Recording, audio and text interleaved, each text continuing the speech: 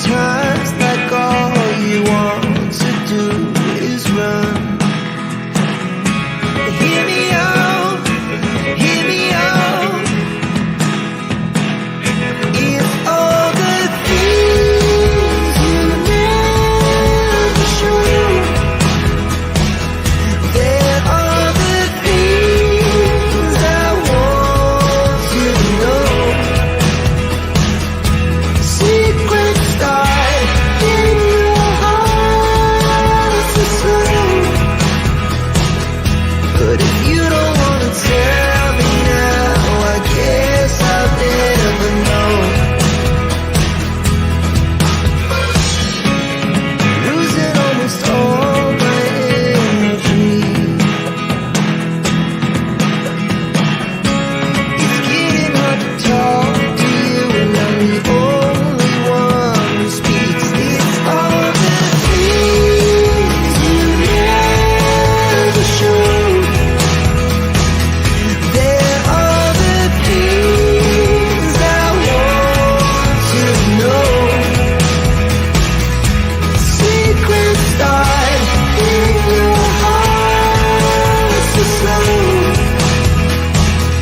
But if you don't want to tell me now, I guess I'll never know. Okay, farmer, you're like, oh my God, does this person never stop? Sick and tired of seeing her today. You guys, you know that live I just did? And hey, CJ, I'll get to you in a second here. 5 hours, 55 minutes, and 54 seconds. If I would have waited one more second, it would have been 5. Sweet, eh?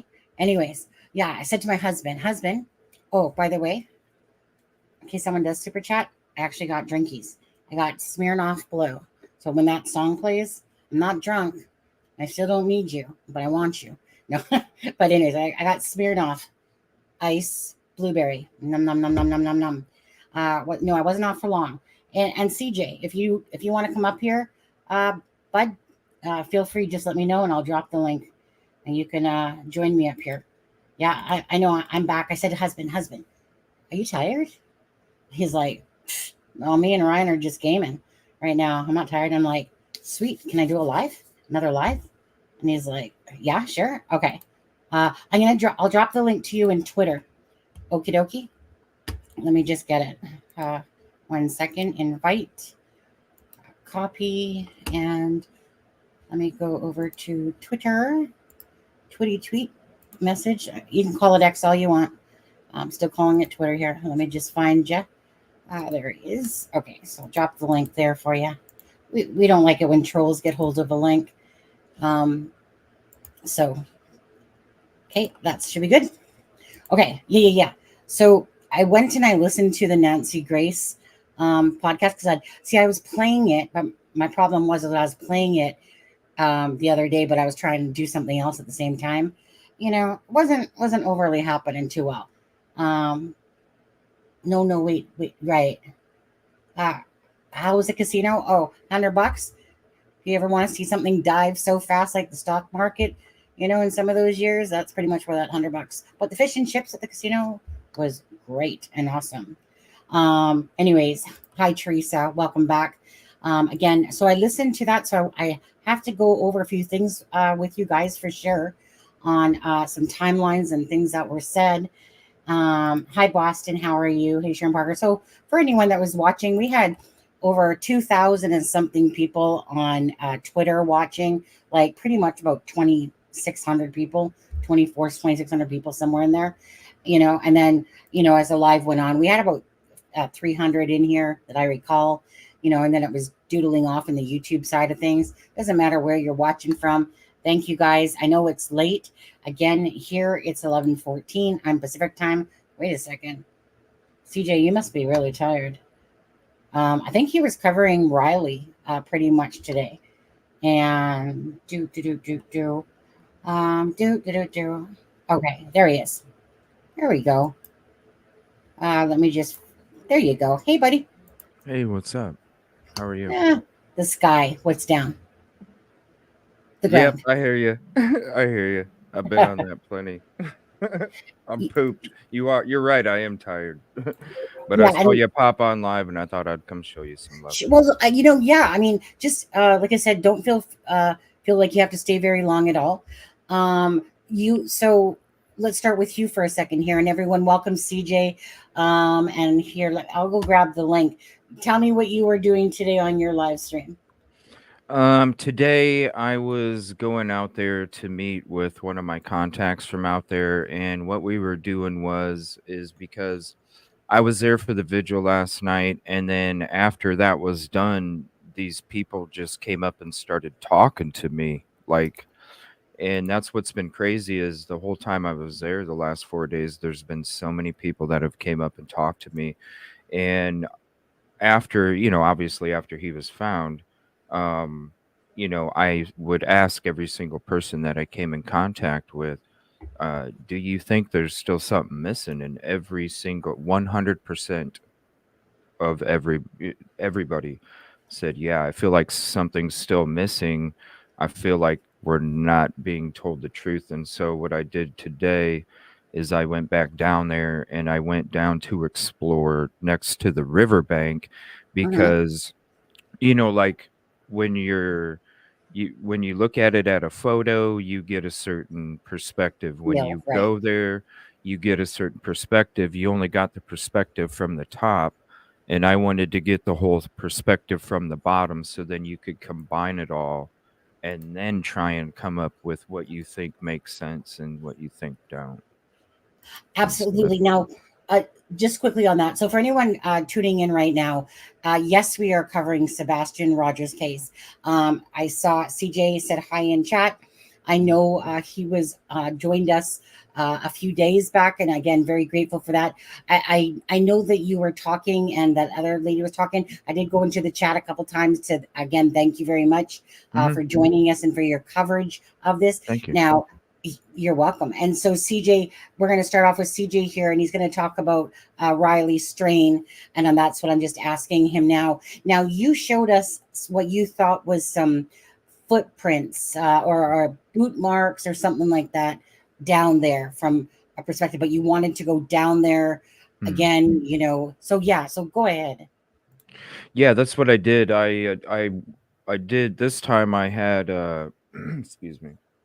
This time I was streaming it with my phone, but I also had my GoPro on my head. So you got like and that's what we went over tonight was just that footage.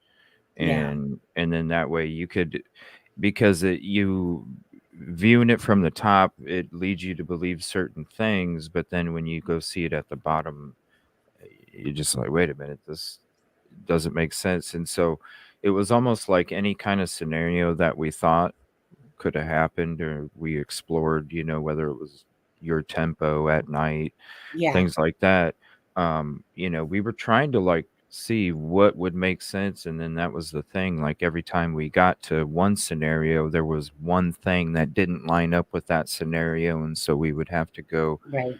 to the next. And it just, I don't know. It just doesn't make sense. It still feels like there is really something more. Well, let me ask you something, Yeah. because do you know? So, what is the distance from the wall of where, say, that ledge is of the bridge to where the water is? How far of a guesstimation do you figure that that is to the water? And with the water, second part of that question is, do you know how high that water would have risen, considering that they found the bank card pretty much close to the wall? Mhm. Um, can you answer those by chance, perhaps? Well, and that's what I asked the locals there too, and it hadn't changed that much. And so when it comes to the distance from, there's two different distances, so I want to make sure I answer your Sure. question Thank you. correctly. Are you talking about the distance from in underneath the bridge or the distance of the ledges that are outside of underneath the bridge? Because Um, the one directly under the bridge with the dirt and you can, where the boot print was at, where I right, thought, right.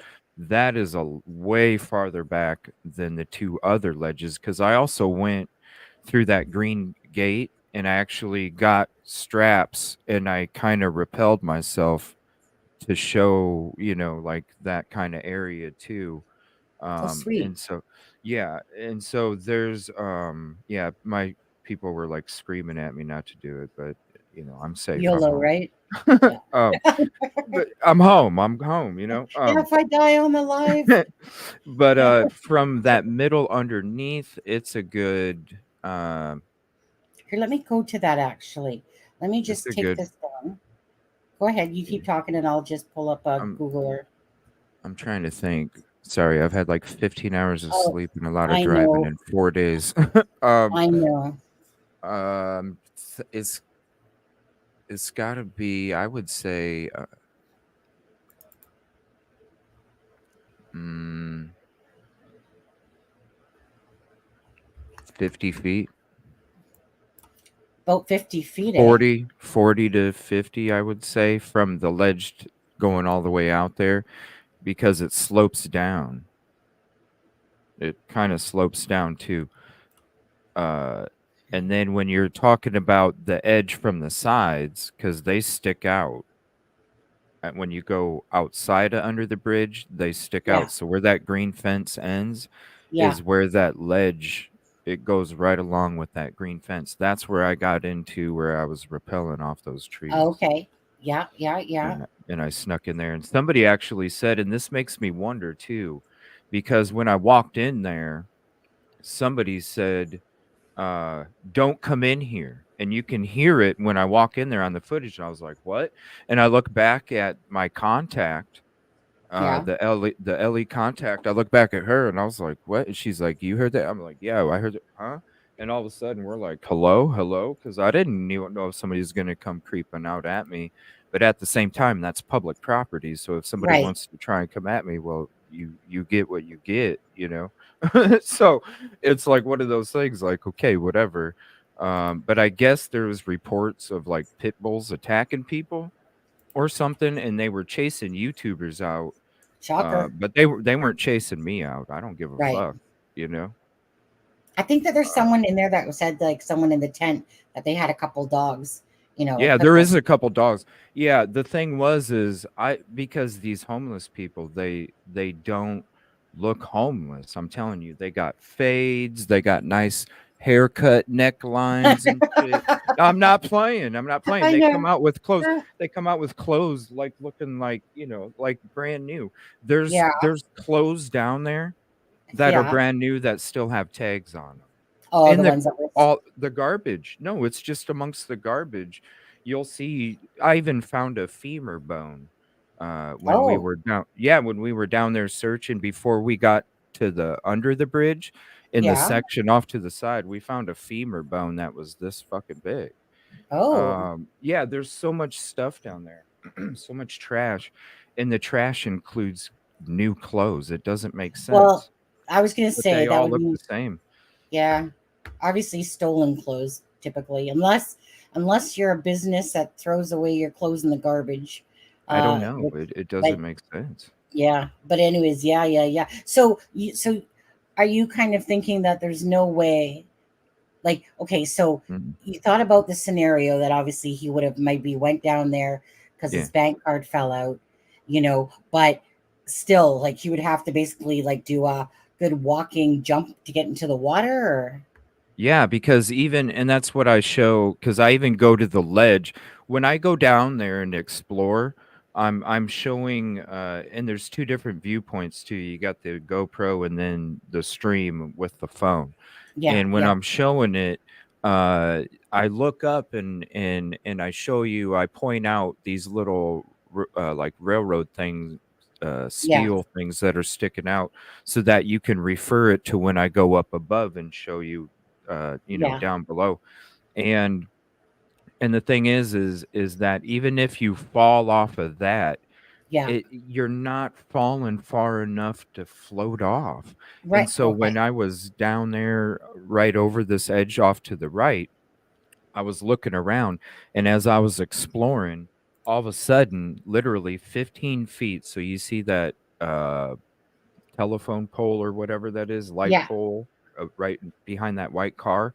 So this one, if yeah, you whoops, That one right there. So if you go straight back, but you go down next to the riverbank, literally 15 steps from that to the right, nice smooth path, all of a sudden you go to somebody's tent camp right there. And that's the people that have the dogs, because when I first got there on my first day, I actually went into the encampment not knowing Mhm. at all. I didn't know at all. I just went into there and I was like, "Whoa, shit." And I noticed the encampment, and then that's when I looked over down to my left because I entered where the homeless guy sits out by the bench. I look down to the left, and that's when I see the dude and the lady and the pit bulls, and I'm like, "Holy crap, those are the people that I saw walking the dogs that I thought were just walking the dogs. They Walking weren't the even homeless." dogs. And the thing is they all walk the same two dogs for their own protection walking around that neighborhood, Right, because they're the locals there, they don't dare walk down that street at night. right. Every one of them told me, "Don't walk down the Yeah, street don't at night." I get did dark. anyway. I did Yeah. anyway a few nights ago. And you Fuck made it it. out alive. You're I'm good. here. You're here. I'm Yeah, here. yeah, I know what yeah, I'm doing. yeah. I mean, but if you were to go, I mean, the way to go out would be definitely live streaming, right? No, just Well, hey, I never thought about that. I'm too no, confident in protecting, so doing I'm what you pretty love. I confident. was trying to say there. Yeah, I'm pretty confident. But Um, yeah, so yeah, so we go ahead. Sorry. no, I was just going to say, I know you're tired. So again, for anyone tuning in right now, CJ, we were, covering, of course, the Riley Strain case, and he was covering that on his live today. And he's been talking about, how a lot of the people, most of the people still feel like there's something missing from what All of happened to Yeah. Riley Strain. Yeah. Okay. So all of them. Yeah. And basically he's trying to talk about the distance between the water's edge, in a sense, like the different aspects from the water to where, say, the bank card was found, or how you could have fallen in and then still been able to make it to the water. um and so what is the running consensus, that he was put in the water? Well, here's the thing, because we even explored the other side too. You're not falling, no matter where you're at, you're not falling far enough to float off. And so because Right. there's speculation that he walked by, made it to the railroad tracks because realized somebody was following, turned around, and then came back. So if he did fall down here where his bank card is, my thing is maybe he walked in there to go to the bathroom. And when Mhm. I walked in there, right, maybe a dog came up and went to go after him, Right. and he was in, he's out of it, and all of a sudden he's scared, he fumbles around, he Yeah. falls down, he doesn't Sure. make it into the water. The homeless camp that's 15 steps Mhm. away, that little area right there is set up like it's their little oasis. So instead of them having to go to get away from their tent, instead of having them go up there to go be around the public, they can Right. literally go to their backyard and have this nice little cool little lake that they have. And I think a possibility could have been, because again, I don't think he ever could have fallen out in any of these spots to make it out to float away. What I'm Mhm. thinking is maybe if it's that scenario for that, I think somebody came up from that homeless camp, saw that his body was there, was afraid Well, they were going to get blamed for it, and pushed it off. and could be exactly, that, I mean, there definitely is still, because, like, okay, so what do you think about this?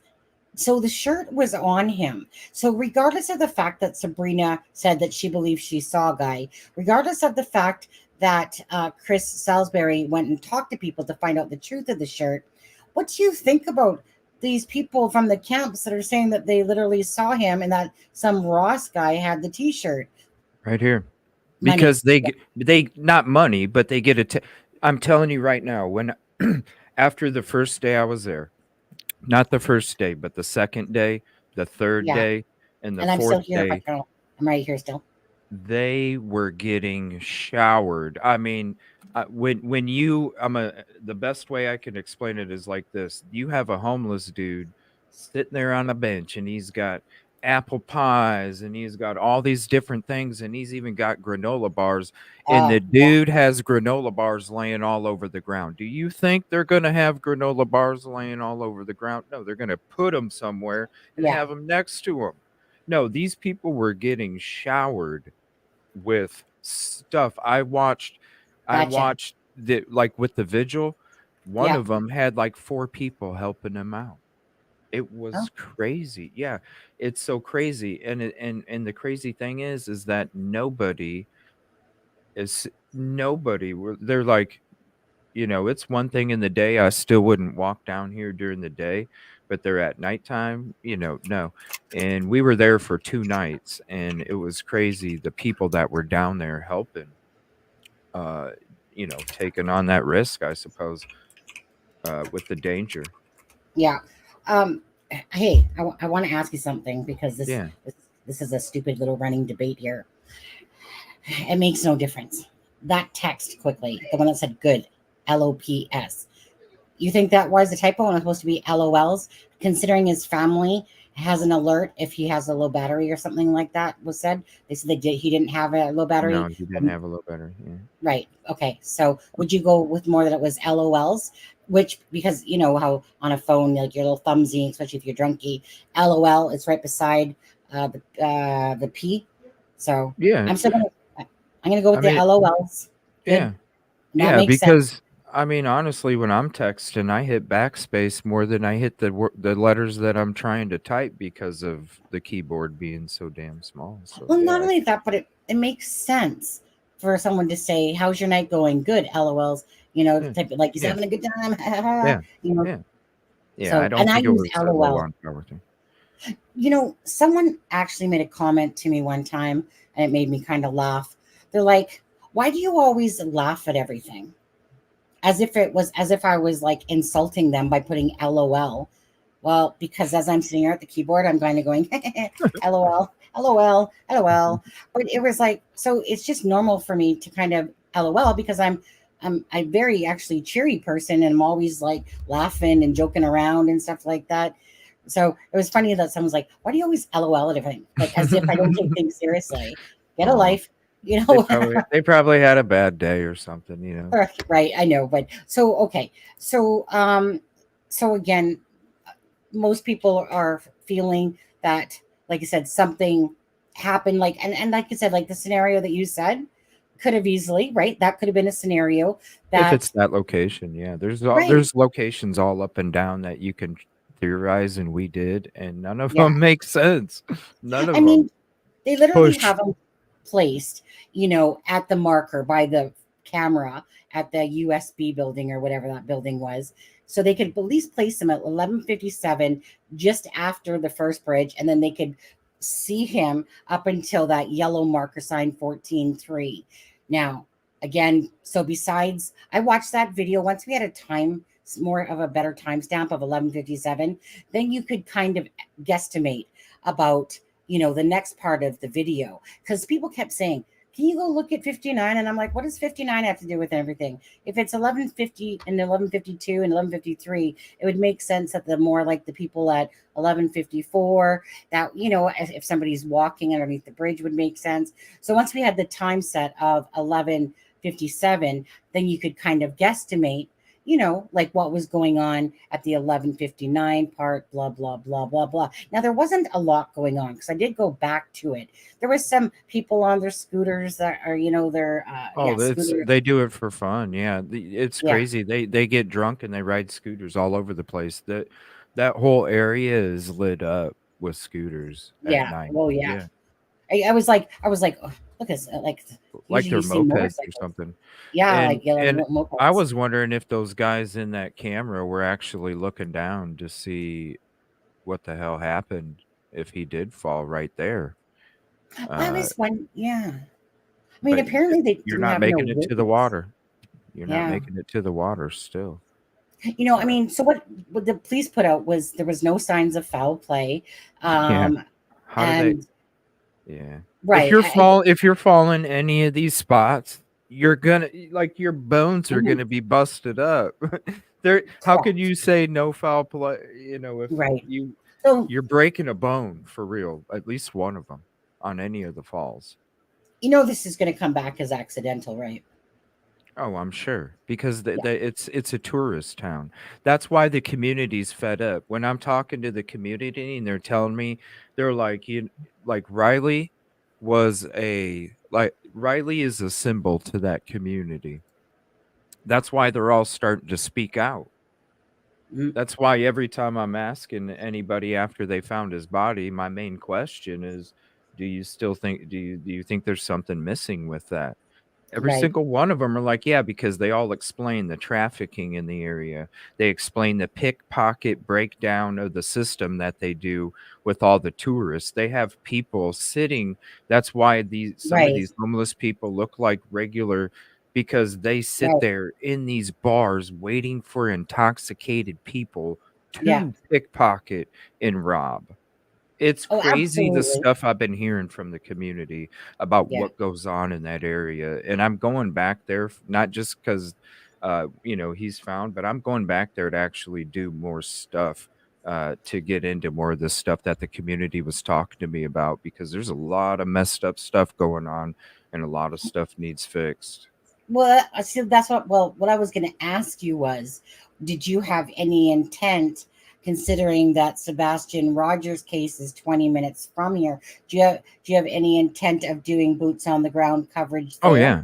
Yeah, I didn't go today because I Yeah. was finishing up with this case and all Yeah. this other stuff. I already had meetings with Ellie set up and all this other stuff, and we went to go do it. She's actually the one that explored the down there with me because I wanted to make sure that I had somebody with that background there with me while I'm throwing these ideas and theories around because she even Yeah. feels that there's something still missing. Do you know what I Yeah. mean? Like even she does.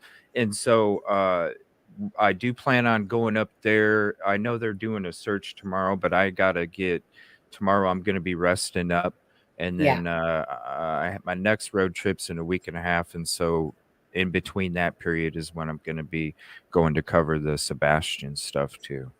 Yeah. Yep, I'll Which, be out there. yeah, and I was going to say again, and I'm going to let you get going. Because I know you're tired and exhausted.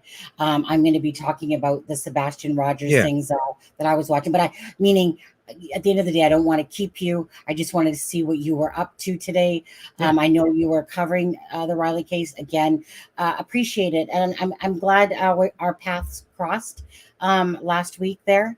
Yeah. And like I said, when I seen you, I was just like, hey buddy, come on up, come tell us how your day was quickly. 'Cause I knew that you had said in your live or whatever that you had like a lot of footage, and over the Mhm. course of whatever time, in a sense, you need to edit it all and kind of compact it in a sense, or put it into Yeah, it's a lot. organization and stuff like that, of Mhm. the different stuff that you had been covering with it. Because regardless, I mean, you know again, it's like lots of cases are talked about after the fact, like to again, there's, I know you were there, a lot of coverage to go over and stuff like that.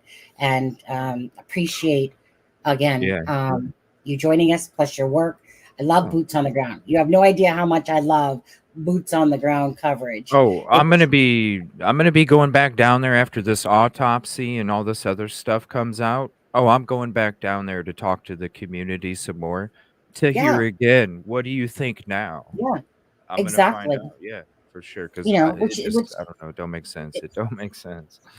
which It which doesn't. is interesting. But yeah, I was gonna say, but it's gonna come back, no foul play, Of course. da da da da da. And Mhm. to be honest with you, like I said, I get it, because when you're there personally and feeling the vibe of what's going on, like I said, for me, like I said, if at some point you want to come back up and talk about it, once whenever you have time, feel free to that.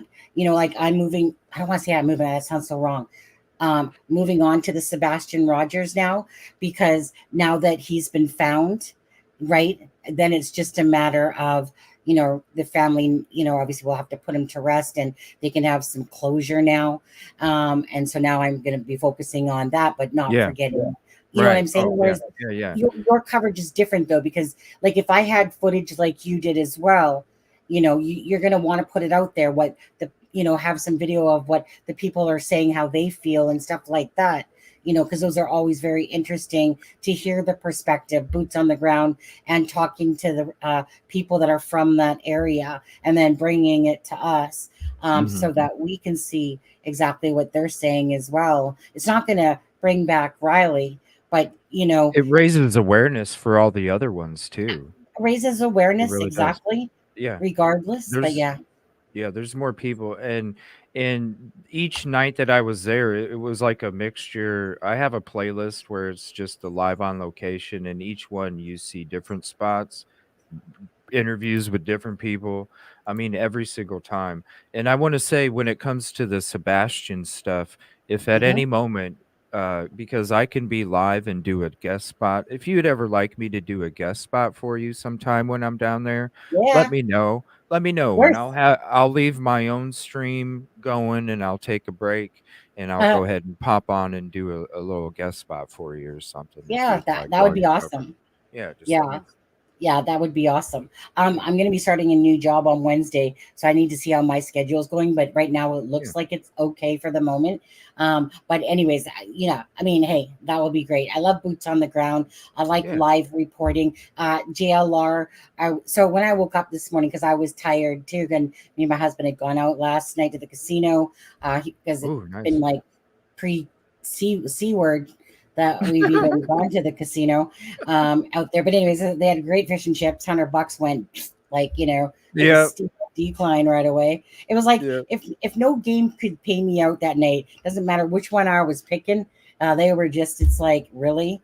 And then after a while, it's just like my husband. This was funny. Okay, quickly. So my husband's playing the same game beside me, and it's kind of like here I am, and he's off to the side on that game. Like the four corners type of thing. Yeah. And anyway, so he's sitting there going, it's trying it's trying to give me the bonus one time, then he's up to 8 times, and he's up to 12 times. Then he's like, yeah, screw it, whatever. Some dude comes and sits down, and he literally gets a bonus in 4 spins. And I was like, and because I Oh. looked to see, I said, well, honey, maybe it was a different wager, right, honey? And I looked, and no, he was playing the same 40-cent bet too.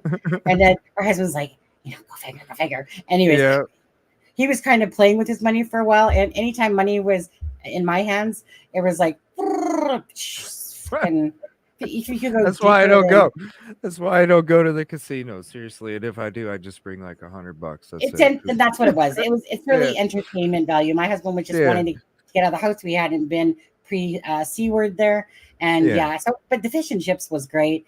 I like bells and whistles. Normally we go to the casino if anything that was down here, but we went to this old one that I used to go to back when I lived in BC, the Hard Rock Cafe one Oh, across wow. the bridge. So, anyways, all I know is that yeah, you know what? Some people are like, that's a waste of money. Well, hey, when you're winning, you're not complaining either. But Eh, it's good so is entertainment. a McValue meal, that's a waste of money too, Oh my God. who Hold on a cares? second. Right? But you know what? I'm not gonna Who lie cares? though. Two people going to McDonald's is pretty much like $40 now. Yeah, isn't it crazy? It And it is. tastes and it tastes And like it tastes, 5. tastes like five. It's about the Yeah. size of a dime. The 90s. You should do. The 90s McDonald's was the The, best. That oh my that God. really that I tasted remember like restaurant food, you know? you know what? Really. This is for me. I remember being in United States in Seattle. It was a school trip. Now back then, you had to use your little brain a bit because you guys had taxes, and so I just remember looking at the thing. Okay, now Yeah. a cheeseburger was 49 cents, and without cheese was 39 cents. I remember when we bought the Mickey Mouse cups, my mom, and they were 25 cents for these really nice Mickey Mouse Huh. Disneyland cups. Yeah, Wow, they gotta be that's, worth some money I now. still have one. Are you It's not the longer serious? one. Yeah, I still have one from the original time that's in my cupboard because I don't know because I never always cared about that stuff, but I got like pins. Like I got like about 400 pins from Oh my Disneyland from gosh, like look it up 20 on years ago. eBay and see how much you have. Like that could be a Yeah, gold mine for maybe. real. You know Say what? call up your work on Wednesday and say, "Yo, I don't need you anymore," you know? You know, Shoot. my son, my real dad, just quickly, my real dad, uh, as much of a bottom barrel dad he was, because he was always out of our life, he always was. There's 8 of us, right? There's 4 half brothers, and there's 4 of between us, my 2 others, sorry, myself, my twin sister, my older sister, and then my brother, and then my 4 other brothers, eh? Now, so anyways, my dad was always back and forth, but my dad could tell you anything about toys, about Hot Wheels. When we were younger in Vancouver, we had 2 toy stores, one in Gastown and one in Blood Alley in Vancouver. And my What dad now? didn't know he knew how to rip people off because according, I guess in England, he was working for a stockbroker company and he was frauding them out of money. Anyways, my dad knew how to hop the country really well and all that stuff, but he could tell you anything you wanted to know about Hot Wheels, Barbies, toys, right? So Huh. my son, to this day, he's still, as long as I know, underneath the house in Whitecourt where my ex-husband and son live still. He has about 11,000 Hot Wheel cars. And I don't know how Whoa. many of them are final runs, which final runs are more like $20 at the time. Like, even though you're purchasing it for like a Whoa. buck. And Right. he still has like his Buzz Lightyear and Woody, like these are from when he's 27. Whoa. He's got like the lightsaber still, because I always just kept all like that stuff for him. But anyways, so he also has the original edition of Pokemon, not Pokemon. What's the other one? Not Pokemon. What's the other one? Oh, Shoot, Yu-Gi-Oh or something? Yu-Gi-Oh, Yu-Gi-Oh, Yeah. Yu-Gi-Oh. The one with the White Dragon edition or whatever. Yeah. Yeah. But so yeah, like sometimes you never know, what little gems you have. But I still have that Mickey Mouse cup from when I was probably 8 years old, and I'm 55 now. Oh, Right? damn. Like, I well, I'm just almost 55, close enough, I July just 3rd, right? I So damn. I remember that because they were like 25 cents. My mom she would always, and then she would go around and she would grab some more, But all I know is my twin sister, she seems to end up somehow with everything. So, and it's always because I always moved away. So all I know Oh. is I have one cup, okay? One Mickey Mouse cup from when I was like 8 years old. Anyways, I still have a Mickey Mouse cup. I just have guitars, that's all I got. I just got That's all guitars. I Hey, got. can you sing, by the way, CJ? Can you sing? I do sing, but Like, not right now, the second, but I just mean, yeah. yeah. I used to sing. I was in, acting and drama. I was in drama in school and all sorts of Yeah. different sports. I was in all the So, sports. are you left-handed? No, I'm right-handed, Oh, you but just ruined my I can shoot and dribble with left and right, but, basketball. Yeah. yeah, other than that, no. Yeah. Yeah. Oh, okay. Because I was only because I've noticed that left-handed people seem to be like the more creative ones. It could just be because I'm left-handed, but it's always been said that left-handed people have this very creative side, and we do. But that doesn't want to. I don't want to take away from right people, but there's more right people than there are left-handed people. But Yeah. yeah. So I was just You right wondering if to you're left-handed because you're No. obviously creative. Oh, thank you. No, just artistic, that's all. Artist, well, that's still Yeah. creative because you're Yeah. creating videos, content, and stuff like that, right? So Yeah, it's all I to paint, I draw, creative I uses. play music, all that, it's that whatever that trait is, that they, uh, you can play music and draw and all that other stuff, Ambidextrous, whatever that like trait that. is. Would you say? It's like, Whatever word I guess we're saying. like when you're creating a Sims character or something, Yeah, you yeah. gotta pick three traits, and Oh, one of them is like, the one with the paintbrush and all that other stuff. yeah. I'm tired. I'm sorry. No, I was gonna say, you know what? Let me let you go, so that you can go relax, chill out, have a drink Yeah. or something like that, whichever. Appreciate you coming on, giving us an No, update thank on you. what with Riley Strain, and Yeah. again, I dropped your link, and I'll drop it one more time. So for anyone that doesn't know, who CJ is. That's the YouTube channel right there. He's covering Sebastian. He's covering Riley Strain. What other ones you covering as well? Cases. Some other Koberger? ones, some older ones, huh? Covering Koberger? Yeah, that's the main one that I'm covering. I have so much By Misty. stuff for that, but Okay. yeah, I'm gonna be going up to Delphi in a few weeks. I'm gonna be going to the Stephen Smith location for the Murdaugh murders. I'm gonna be Okay. going there again, and Yeah. then I'm going up to the Rock and Roll Hall of Fame. I'm gonna take everybody up to the Okay. Rock and Roll Hall of Hold Fame. on. Well, besides that last part, I cut you off there because I was too busy focused on Delphi. Oh, Anytime you want to do a live feed about Delphi boots on, yeah. oh yeah. I mean, Delphi's yeah, our baby from this yeah. channel. Oh, Yeah, is it? yeah, yeah. Oh, Delphi, we've spent pretty much 3 years or so on Delphi. That's when I got to learn of it. I brought my channel up for Suzanne Morphew. Brought it back up. I should say I wasn't really using it for much, but that was what started it. But Delphi was within that first few weeks, and so we've been covering Delphi most of this channel. But then, like half a year ago, we wanted to branch off of that because it's our baby. But there's way more cases to yeah, talk about and yeah, discover and bring awareness to, right? We don't want to be known just for being boxed in one yeah, thing. yeah. You want, the whole point is that you're trying to do good, and by doing that you cover different cases and Mhm, bring awareness to them, and try to help send out missing posters when you see them, mhm. and stuff like that. Yeah, But me there's too too. many to keep up to date with all of them, Oh obviously. yeah, oh yeah. But anyways, you, thank you so much. You go Oh, thank rest. you. I appreciate Appreciate your you, support. CJ. Thank you. Yeah, thank you. I Yeah. appreciate you, and thank you everybody in uh, the chat as well. Thanks so much. You have a great night already. Like his background there. It was nice and rain. Okay. So that was really nice of CJ to join us. Now watch my husband going, are you almost done your live? No. Go play games for an hour. Okay. So what I wanted to talk to you about again with the Sebastian Rogers, again, want to appreciate JLR, want to appreciate the Smiley Story World, and her interview with of course, Christopher Proudfoot and Katie Proudfoot the other day. Played some of that in the live as well, Chronicles of Olivia, but especially for, of course, the Boots on the Grounds coverage from JLR. Now, I don't think that much is going to become of that, to be honest with you. Maybe, but it sounds like perhaps not. Again, we're hearing a rumor that Cajun Army was told to stand down for 7 days. Let's see what comes to fruition with that. We're still unclear what's going on. They put no comment back uh, to the fact of no comment on about the 7 day stand down thing.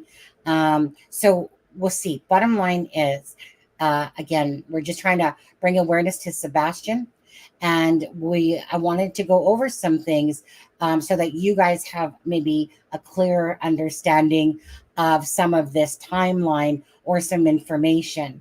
Yeah, thank you so much. There we go. Farmer in the Dell, farmer in the Dell. Okay. So, with that being said, what I'm going to do, I think, is okay, let me go over a couple things here for a second. Where is my tab? Where are you? I think it's right here. Okay. So, I was kind of taking a few notes down while I was doing this. Okay. So, as you can see, so February 26th at 6:30 p.m. Um, is when, sorry, 6:30 a.m. is when Sebastian was reported missing. Okay. Now, Seth's timeline at approximately 6 o'clock, he receives a phone call. You know what? He blurped out of there. He might have said 6:20. Okay. Because when it's like when I went to go back to listen to it, it's almost like when a little lag happens and it was like 6:20. It sounded like 6:20 to me, but um, let's say between 6 and 6:20. He receives a text and a phone call from Christopher Proudfoot to let him know that Sebastian, is missing from when Katie went to go wake him up. At 7 o'clock, his shift is over. Okay, 7:20, he gets to his truck. He arrives at Katie's and Chris's home at 8 o'clock a.m. Okay, so Sebastian had 3 pairs of shoes.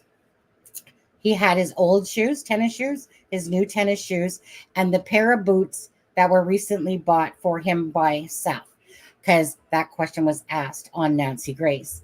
Thank you so much, CJ. You have a great night. Get some sleep. There we go. Okay.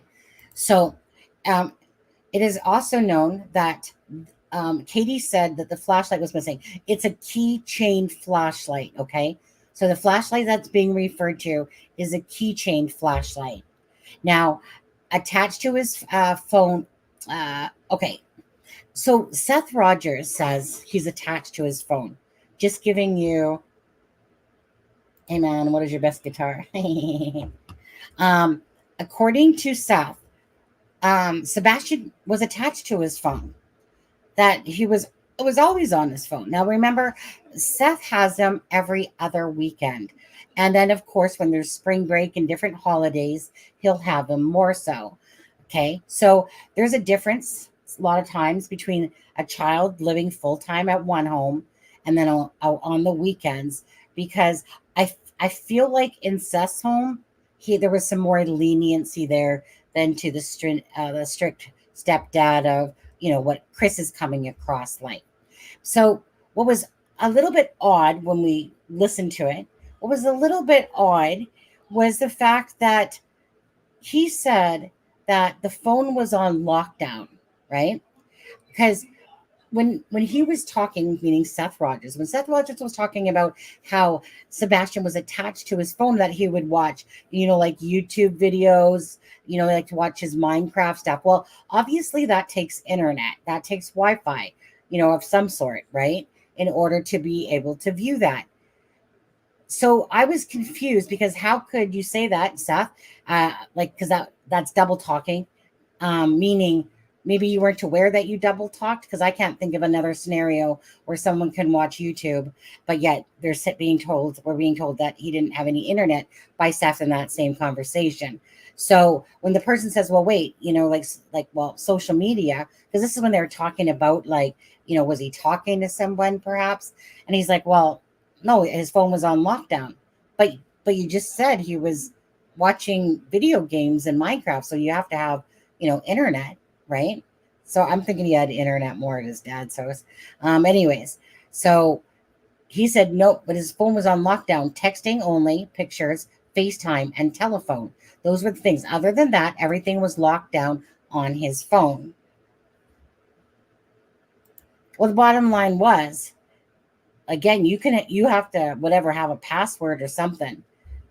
So maybe because he's PC dumb like me. Yeah. I just think it was one of those things nothing against Seth for saying that, but I mean, obviously he's mistaken somewhere there, because if he's saying that he's attached to his phone, maybe when he's I don't know if his phone's on lockdown, right? And Katie and Chris have all his things blocked, and you have to have a secret password to be able to get into the Wi-Fi, unless he's connecting to his dad's Wi-Fi while he's there or something. I don't know. I'm not technical that way, but I do know that, when you look at the phone, all your different little signals come up and stuff like that. There is a kid's version of YouTube. There is. Regardless, you still need to be on Wi-Fi, some sort of plan or Wi-Fi in order to be able to access YouTube or that. But yes, there is a kid's version. But he liked to play Minecraft. We knew that. I just think that there's a little bit of, hi Desiree, thank you for subscribing. I'm taking it you're from Tennessee. Desiree from Tennessee, TN. Could be wrong on that. I'm just guessing. But so I'm just thinking he had a little bit more lenient at his biological dad's house than he did for that. Another thing that they're going to talk about again is the flashlights, right? So you know what? Let's stop the screen. Let's go over to Nancy Grace. It's really not that long. So let's play it out together. And let's find Nancy. And then I'll just stop it when I want to interject to point out something. Come on, Nancy. Where are you? I have you up. Oh, this is it right here. Okay. Let's watch a little bit of Nancy. Love her or hate her, I like her, and I like the way that she's just, straight to the point. A little bit abrasive sometimes with her guests when she cuts them off, but she's like that. She's kind of gets to the root of it. Okay, so let me do that. Footage emerges outside Sebastian's home, purportedly of two people with flashlights. What does that mean? I'm Nancy Grace. This is Crime Stories. Thank you for being with us here at Crime Stories and on Sirius XM 111. First of all, listen to this. When I woke him up for school, he wasn't there. I took a second and walked through the house looking for him in case he'd gotten up and was trying to get breakfast or something, because he did that sometimes. About 3 minutes in, give or take, I was on the phone with my husband. I said, I can't find him.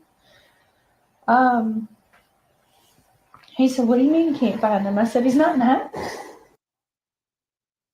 You are hearing Sebastian's mother describing the moment that she realizes Sebastian is gone. Again, I'm Nancy Grace, and I want to thank you for being with us. The search for Sebastian is on. And let me, right off the top, give you the tip line 615 451 3838. Repeat 615 451 I agree, Angel. 3838. Look at him. This boy needs our help. Where is Sebastian? Joining me, an all-star panel to make sense of what we know right now. But first, I want to go out to a very special guest. This is Sebastian's father joining us, Seth Rogers. Mr. Rogers, thank you for being with us. Could you recount for us when you learned Sebastian is missing? I know it just seems completely surreal. Son, there's no words for it. I mean, when I found out that he was gone, I was just like, I headed over to Katie's house. See what was. Wait, can I just quickly say this? This father, he is worn down. He is exhausted. Look at his poor face. It is just so sad looking at how tired he is, how exhausted he is. I just feel so badly for I feel badly for them all. Well, let me put it this way. I feel badly, of course, for the biological parents because that's whose child it is for sure.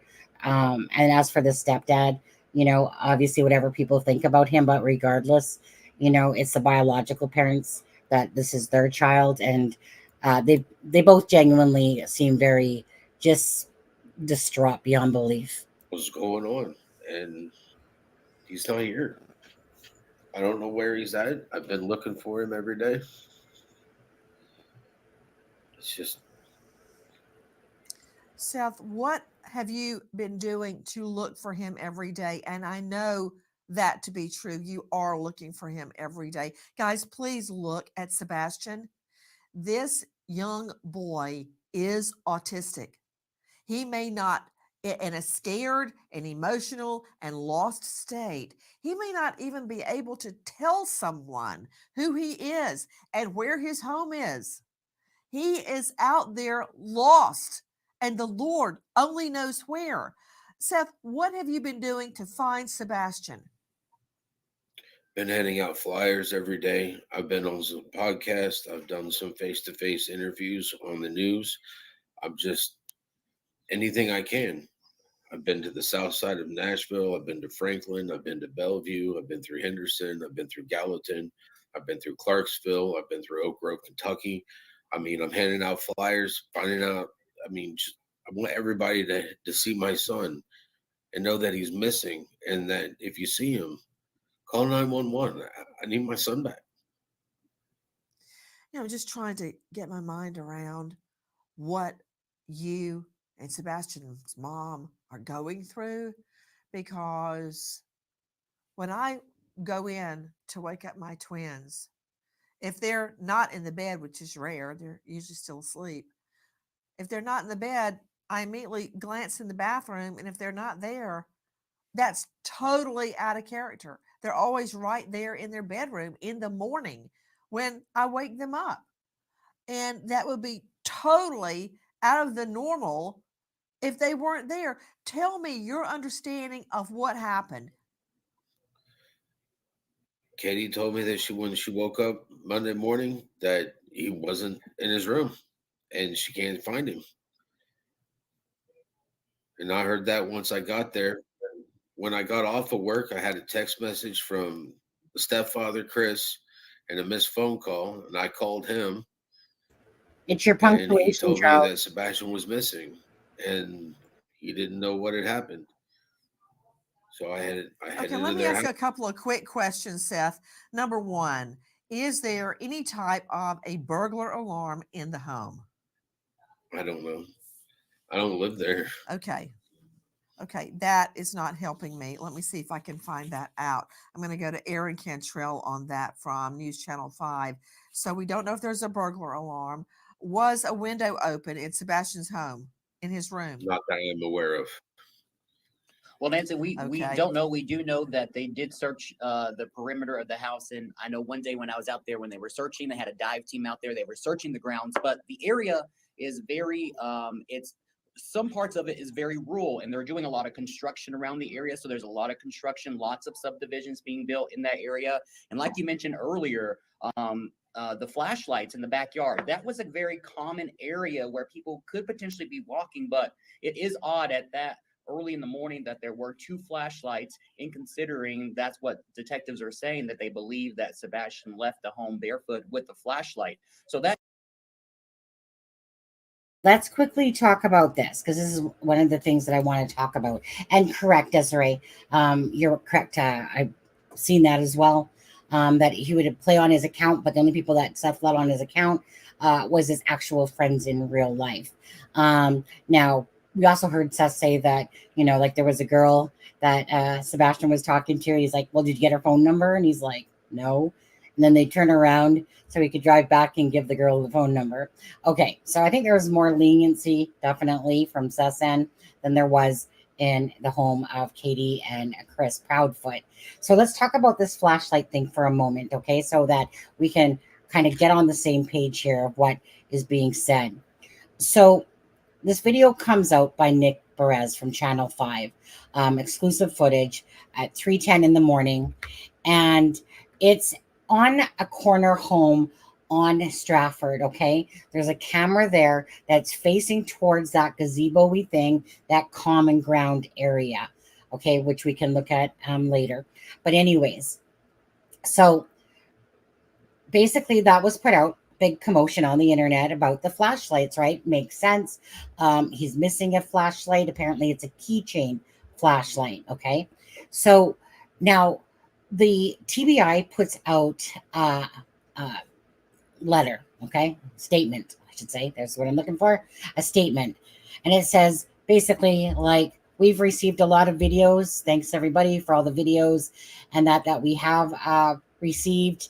And then it goes on to go singular about a video and about the perception that basically the video that's out there, which you can tell is referring to the flashlight video, is of none of the videos that have been received so far have any evidentiary value to them, but that they know that it's out there. Now, when you listen to Nick Perez, he says that it's in, hold on, that hair's going to bug me if it stays like that. Okay, that's better. Okay. Sorry.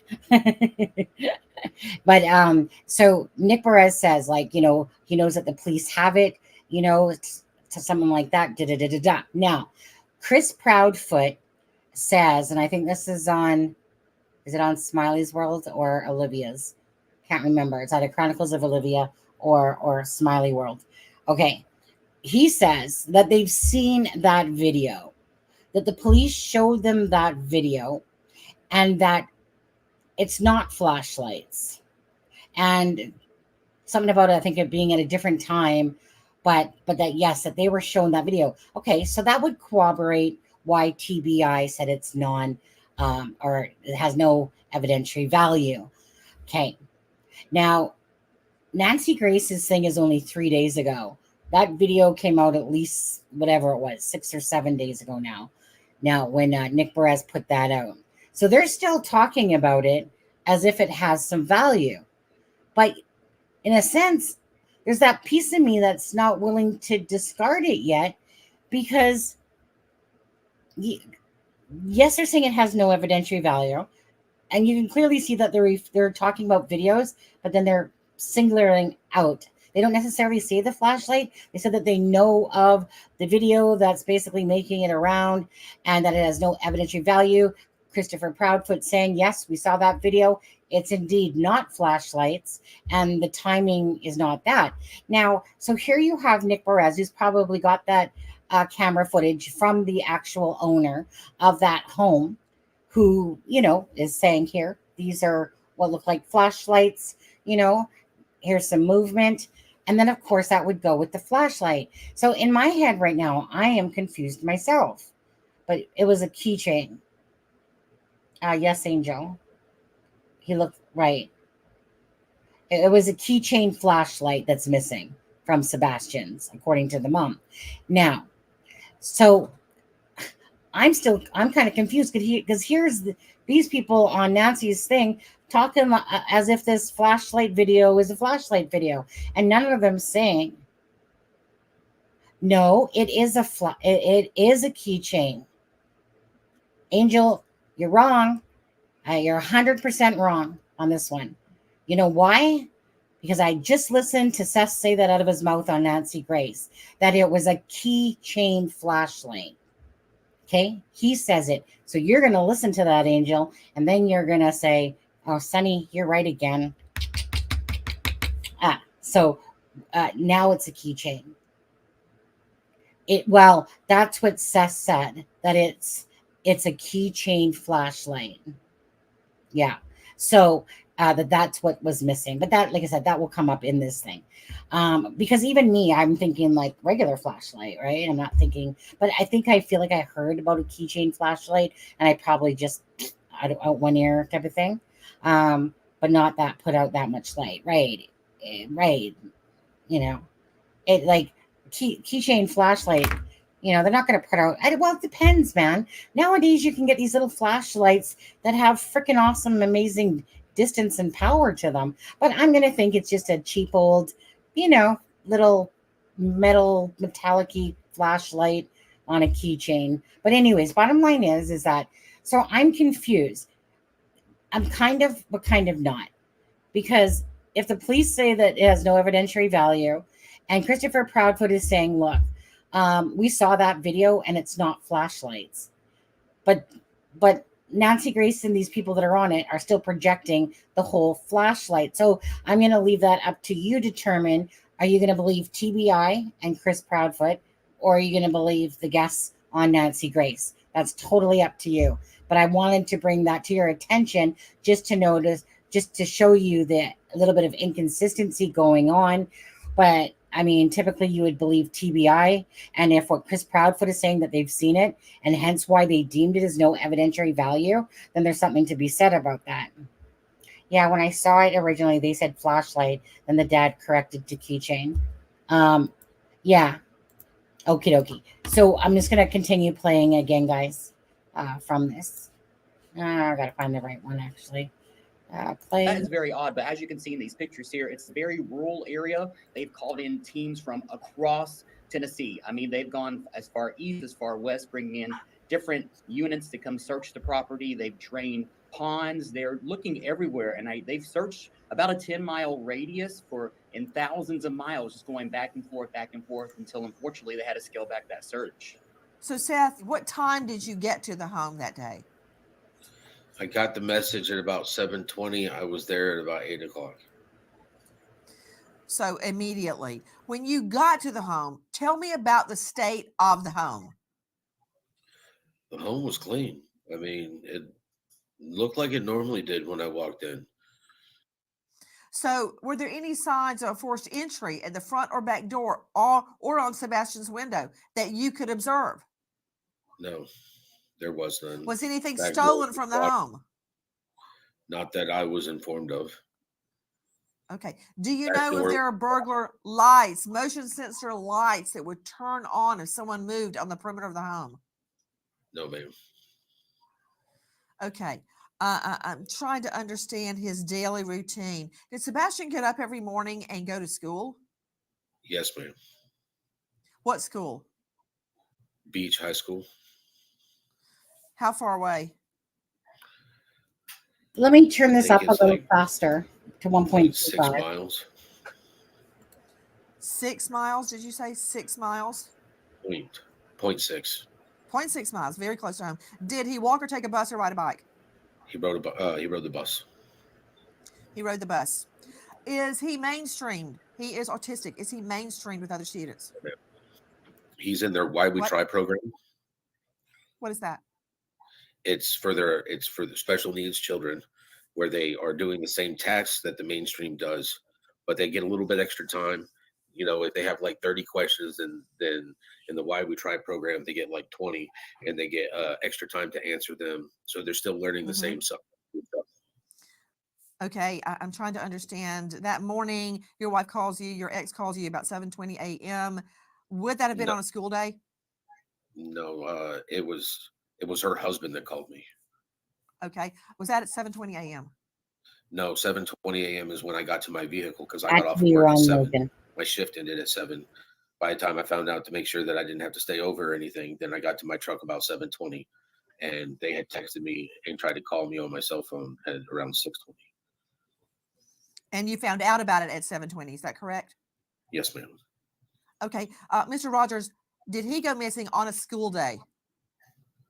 From my understanding, she put him to bed Sunday night, and yes, Monday morning he's missing.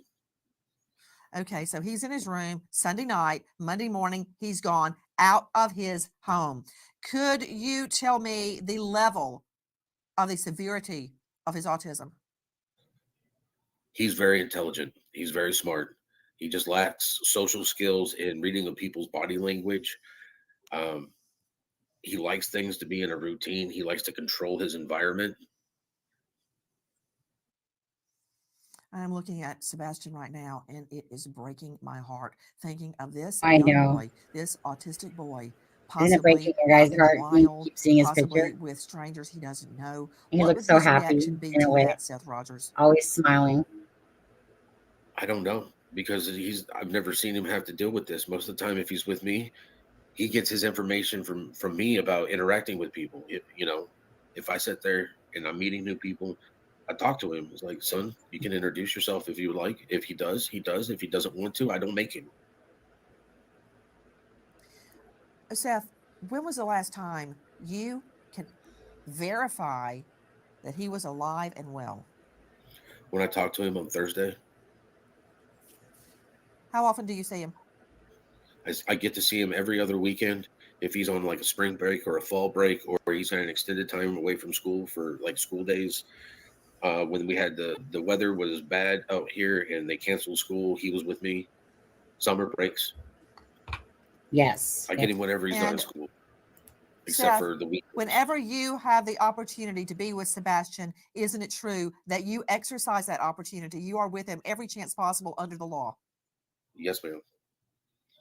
Guys, I'm bringing in the rest of the panel. You are hearing Seth Rogers describe the moment he gets off of work at around 7 a.m., gets to his vehicle and realizes his wife and the stepdad have been Ex-wife. calling and texting him, thank you, since around 6:20-ish a.m. It's on a Monday morning to tell him his son, an autistic boy, is missing from their home. And from what I can tell right now, you heard Aaron Cantrell jumping in earlier, and thank you for that, Aaron.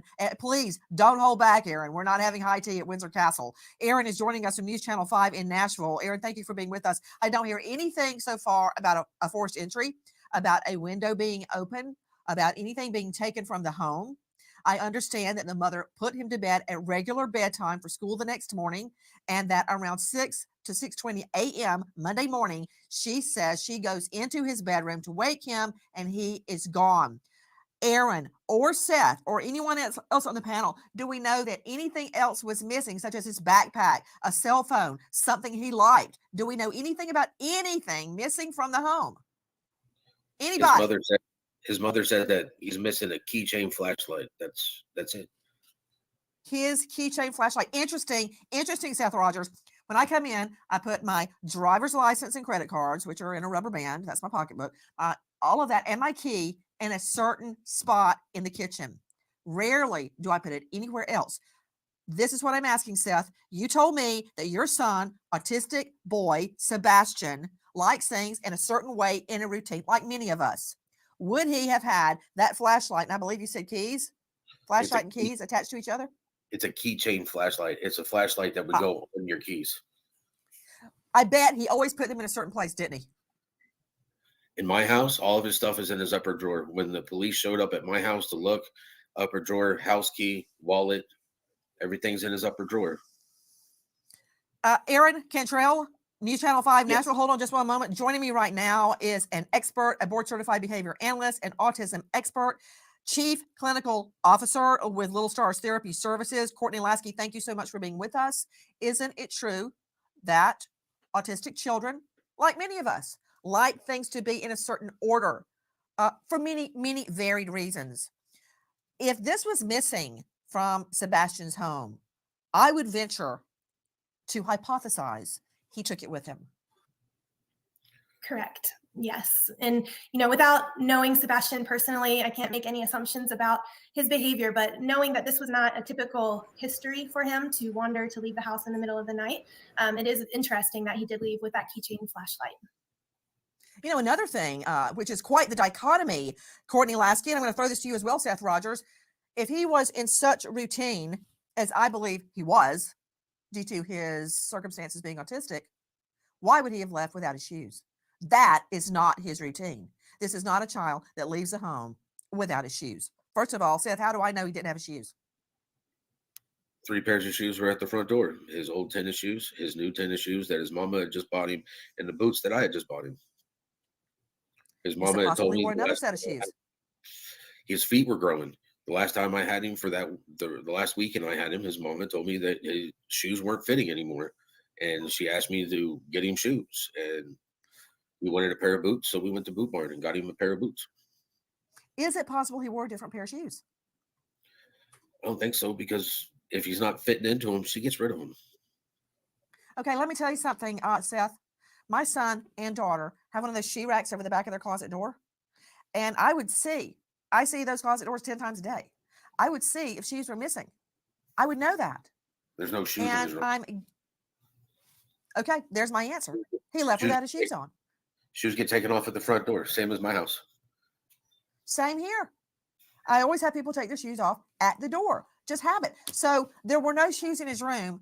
All the shoes were still sitting at the door. Can we confirm that, Seth? Yes, ma'am. Okay. Guys, you may think, why is she asking and asking and asking about the same thing? I'll tell you why. Behavioral evidence of routine. Hold on, Courtney Lasky, because this touches on you as well. Dr. Sherry Schwartz is with me, forensic psychologist specializing in victim advocacy at panthermitigation.com. Dr. Sherry, thank you for being with us. Dr. Sherry, when I say routine evidence, I don't mean mundane evidence, just, the regular evidence. I mean evidence of routine. For instance, if I came and sat down in this chair in this studio and Jackie was not right there, she would either be dead or on the way or in the hospital, period, because that's her routine, right? So this autistic child would not have left in the middle of the night without a pair of shoes on. And that is telling me something probatively. It proves something to me. What do you think of it, Dr. Sherry? I agree completely, Nancy. I actually saw an interview that Mr. Rogers gave about this particular issue and how when he was younger, Sebastian, he went outside barefoot and he stepped into an anthill of fire ants. And so dad doesn't believe that he would go out barefoot. And so this goes to that behavioral evidence that you're talking about. This is another fact that's very important that we need to pay attention to, because this is not something that Sebastian would normally do. Just quickly there. So again, this would be great if both parents, both Seth and Christopher, and of course, Katie, were all in one interview, because Seth's only going by what he knows about Sebastian, right? Obviously, Sebastian is full-time at Katie's home. So Katie will disagree in a sense with that statement that yes, typically Sebastian has shoes on, but it's not like he doesn't go out without shoes on either. do, and we know this because he's had a prior experience. So these are really important cues in an investigation like this.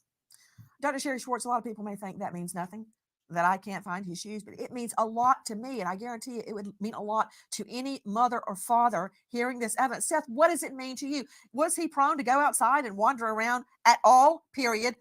Number one. At night in the dark, number two. And without his shoes on, number three. Would he ever have done that, Seth? No.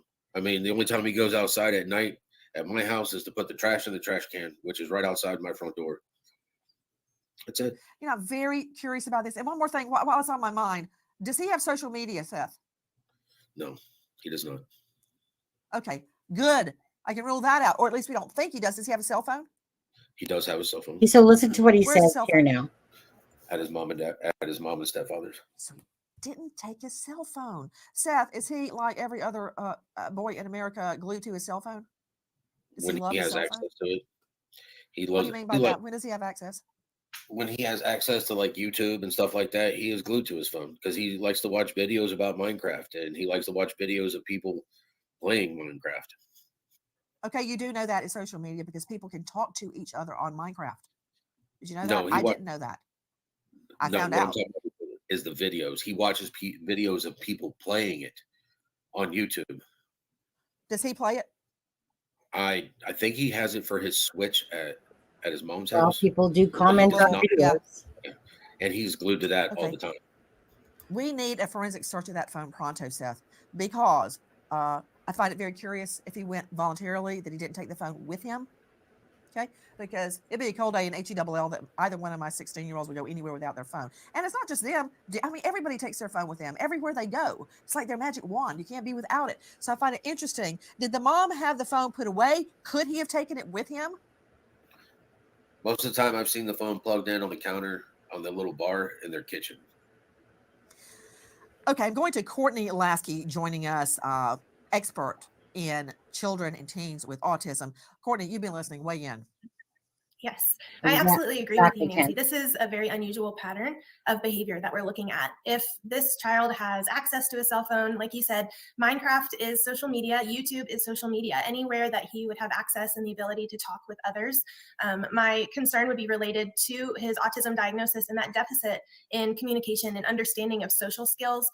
Is it possible that peers at school or someone has contacted him through these gaming methods?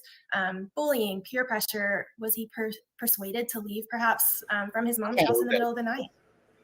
I know Is that that you jumping in, Seth? Yes, ma'am. I know that his phone was locked down. He had no internet access. He only had the ability to take pictures on his phone, text on his phone, FaceTime, and telephone calls. Everything else was locked down on his phone. Have the police looked at his? Okay. So you understand what I'm saying there, right? You can't very well go on watch YouTube videos without some sort of connection. So Seth is saying one thing, but that would be impossible if he's saying his phone was on lockdown. He's telling us about that because obviously we know that we can leave comments and talk to people. So if he's leaving comments and so in his history on his phone, right? You know how YouTube, you can go back to whatever. But if he's talking amongst people in a Minecraft video, like meaning just leaving comments or something, you can still leave comments and have a conversation with somebody, right? So it doesn't seem very true that he didn't have this ability to talk to people, because apparently he obviously did, because you can't say in one hand that his phone was on lockdown and these are the 4 things that he can do, and then by the same token, but like he's attached to his phone when he has it, when he watches YouTube and or watches Minecraft videos. So that means something's not really truly locked down then, is it? Right? So obviously if they have his phone, like I said, was he conversing? If he has his phone and he's watching, is he conversing in the comment section, type of thing? I don't know. I don't believe myself that the stepfather or the mother or Seth, of course, had anything to do with his disappearance. I don't. I feel like that Christopher Proudfoot has some definite improvements he could do with his social skills.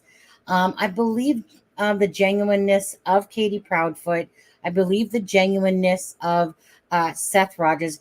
And I believe that Chris has definitely his alibi of being at work. And right, because you're not going to promote all that crap on social media unless you're the biggest dumbass out there that says, because if the police know that his time is different than that, right? And I mean, you can have everything used against you in a court of law that you put out there. So do you guys, like, just a food for thought, do you guys honestly believe dumbass is going, like, not to say that he's a dumbass, but I mean, he might be an a-hole when he talks a bit, but do you think someone's going to be that much of a dumbass that they're going to put out there that, look, I wasn't here. I was at work. I was in Memphis. They asked for our phones. Seth had already said that they asked for all our phones. When Seth was asked about polygraph test, because he said he's offered, but they've never given him one. He knows that Katie had one, but according to Christopher, he's taken one as well. Actually, I think Christopher made it seem like all of them had taken polygraph tests. Either way, so I personally don't believe it, but there's something, there's that missing piece, like Seth says, about, why, say if he was running away, okay? The kid had money in his closet, his birthday money in a little ATM machine. He leaves his phone, okay? This phone that he's attached to so he can watch Minecraft. So if he's running away, he's not going to take his phone, right? I don't know. I still kind of have this feeling like he went out his window, if anything. But I can't see a kid that has keys, which he, I guess, would have had keys, because at Seth's house he has keys, would have gone out the front door. His mother sounds like she was in the living room. Maybe not, but that's what they've made it portray like. Goes out the door. Let me just use my key, because remember, they're saying that there's really only the two entrances with the police and what they found, that, they didn't seem to find anything unusual in the bedroom with the window, but that there's two entrances. And because the one would make noise, which is the screen door in the back, if you went through one of those other doors, right, the screen door would make sound, but the front door is the one that he always uses. But you have cameras, Christopher says. So you would have seen him on the camera. Nobody's seen him on the camera. So, what was he talking with someone, that they've overlooked in this so-called no internet stuff. Katie's home. She said, Chris said it was a keypad. Okay, Katie's home. Thank you, Desiree. Wait, Katie's home. She or Chris said it was a keypad lock. Well, I mean, they said that they made no renovations to the house, and we certainly don't see a keypad lock on their front door from the video footage of that. So unless they change that, which they could have, but I'm just talking about from the tour from when the Lintons owned the house, and that's that tour of the home, So I'm sorry, at Katie's home. She and Chris said it was. And do you remember where that was said, by the way? And I'll just keep playing this. But I wanted to bring that because, again, that was like a double talk there. You can't only have four things and then, wait, no. It was on lockdown. Apparently it wasn't on lockdown if he can, access watching YouTube and Minecraft. I think Seth was talking about like the Xbox or whatever that they play. He wasn't thinking video Minecraft and type of thing. Anyways, Desiree, if you remember where that one was said, that would be great. Phone? Have they taken his phone to look at who he may have been speaking to? Yes, ma'am. Question: Where is this coming from, Aaron Cantrell? That people saw flashlights, two people with flashlights around the property the night that Sebastian disappears. And I keep seeing in all the headlines the night that Sebastian wandered off barefoot. I don't think that's what happened. He's never wandered off before. What? Go ahead, dear. Yes, ma'am. Well, we got that video a little later, so we just got that video maybe and released it within like the last week or so. But this is from just neighborhood video, like the ring. Sorry, I'm gonna pause that for a sec. Desiree, I remember that That was in the latest video on Smiley World. And I'm gonna have to go back and listen to that part, which I have to go anyway. I remember he said that they couldn't take fingerprints, but they weren't talking about a keypad that I recall. They were talking about the windowsill edges, is what I remember them talking about. But yes, it was a 3-hour video. So I'll go back and listen to that part, Desiree, and see exactly, because I remember him talking about this, and then he said something about the windowsill, that there's no point in taking fingerprints. But I'll go back and listen to that in case I missed that part. And you could be absolutely right that they said that as well. No, perhaps I didn't hear. But anyways, I'll go verify that like after we're done this live stream and check that out, because I need to re-listen to the whole thing. I fell asleep during kind of like part of the midsection there. Okay. Doorbell cameras. In that subdivision from the reporting, there's not street lights there, so that's why it's so pitch black and it's so late at night. But you see those 2 flashlights. But what's interesting is where these lights are, it's almost a common area, so it wouldn't be odd if someone may have been out at that time walking their dog or something of that nature. But the fact that Sebastian did leave with a flashlight, and there are 2 flashlights seen in that video, and it is pitch black, very concerning. Put him up. Why do you keep saying Sebastian did leave? Why are you saying that? Would you go out in the middle of the night and leave without your shoes on? I'm just curious. Would you, Aaron? No, you make a good point. I would not leave without my shoes. I don't think you would either. Even more so because you're hearing Courtney Lasky and Seth Rogers state this boy is autistic. He doesn't think the same way we think. We have to try to think like him. He liked everything in a particular routine. His routine was he wore shoes every time he went out after the ant bed incident. Okay? So, no. Why would he go missing? And let me ask you something else, Aaron Cantrell. Isn't it true that Emergency Management Agency Director Ken Widener has told us that the canines could not pick up a scent outdoors? Exactly. They have not been able to pick up a scent. They had a false hit, but then that did not turn out to be anything, because when Sebastian went missing, it was kind of a warm day that first day, but after the next day of the search, it went extremely cold. It was rainy, which made it even more concerning, because here you have this 15-year-old who has autism with no shoes on and, maybe a sweatshirt and sweatpants, but it is now cold. So they were concerned about hypothermia as well. So a lot of factors kind of changed the search as well, but they have not picked up a scent at all. Officials have now been able to analyze home security video from that Hendersonville neighborhood and discovered signs of what may have happened to Sebastian. 2 people near the family home, and as I recall, it was around 3:10 a.m. that Monday. 3:10 a.m. Who in the hay is walking around? 2 people, 2 flashlights at 3:10 a.m. in that neighborhood, and coincidentally, it is the same time during which Sebastian goes missing, which leads me to our guest, Douglas McGregor, geographic profiler specializing in violent crime and missing people. You can find him at the Geo Profiler. Douglas, thank you so much for joining us. A lot's happening right here. No canine scent outside. No shoes. No break-in. No theft. The phone's still there. Weigh in. So if we look at each of these, the no shoes thing, there's a lot of autistic people who actually enjoy going barefoot. It connects them with the earth. They like that texture, that feel. There's a whole campaign, Barefooting for Autism. So I know that, and I did read the article. Let me stop you right there, Douglas. Let me stop you right there. Seth Rogers, he's right. But does that have anything to do with Sebastian? Did Sebastian go barefoot outside? Was he part of Barefoot for Autism? Do you know? No, he's got a pair of slippers that he wears, so he doesn't have to put on socks and shoes. He puts those on if he's going to go out to the trash or check the mail and doesn't want to put socks on. Have you seen him since the ant bed incident go outside barefoot? No, not at my house. Okay. All right. Back to you, Douglas McGregor. Go ahead. So continuing on with just how he left the premises, the other question I have is the wording that law enforcement is giving out with regard to what he was wearing, the clothing, that he was in a black sweater and black sweatpants. How do we know that? Did he go to bed in that clothing? How do we know he didn't wake up in the middle of the night and change clothing? I think the wording should be he may be in a black sweatshirt and sweatpants, or he may have those things on him if they are missing from his house, but we don't know that he left in those. That's a really good point, Seth Rogers. What about it? Is that what he slept in? How do we know that's what he was wearing?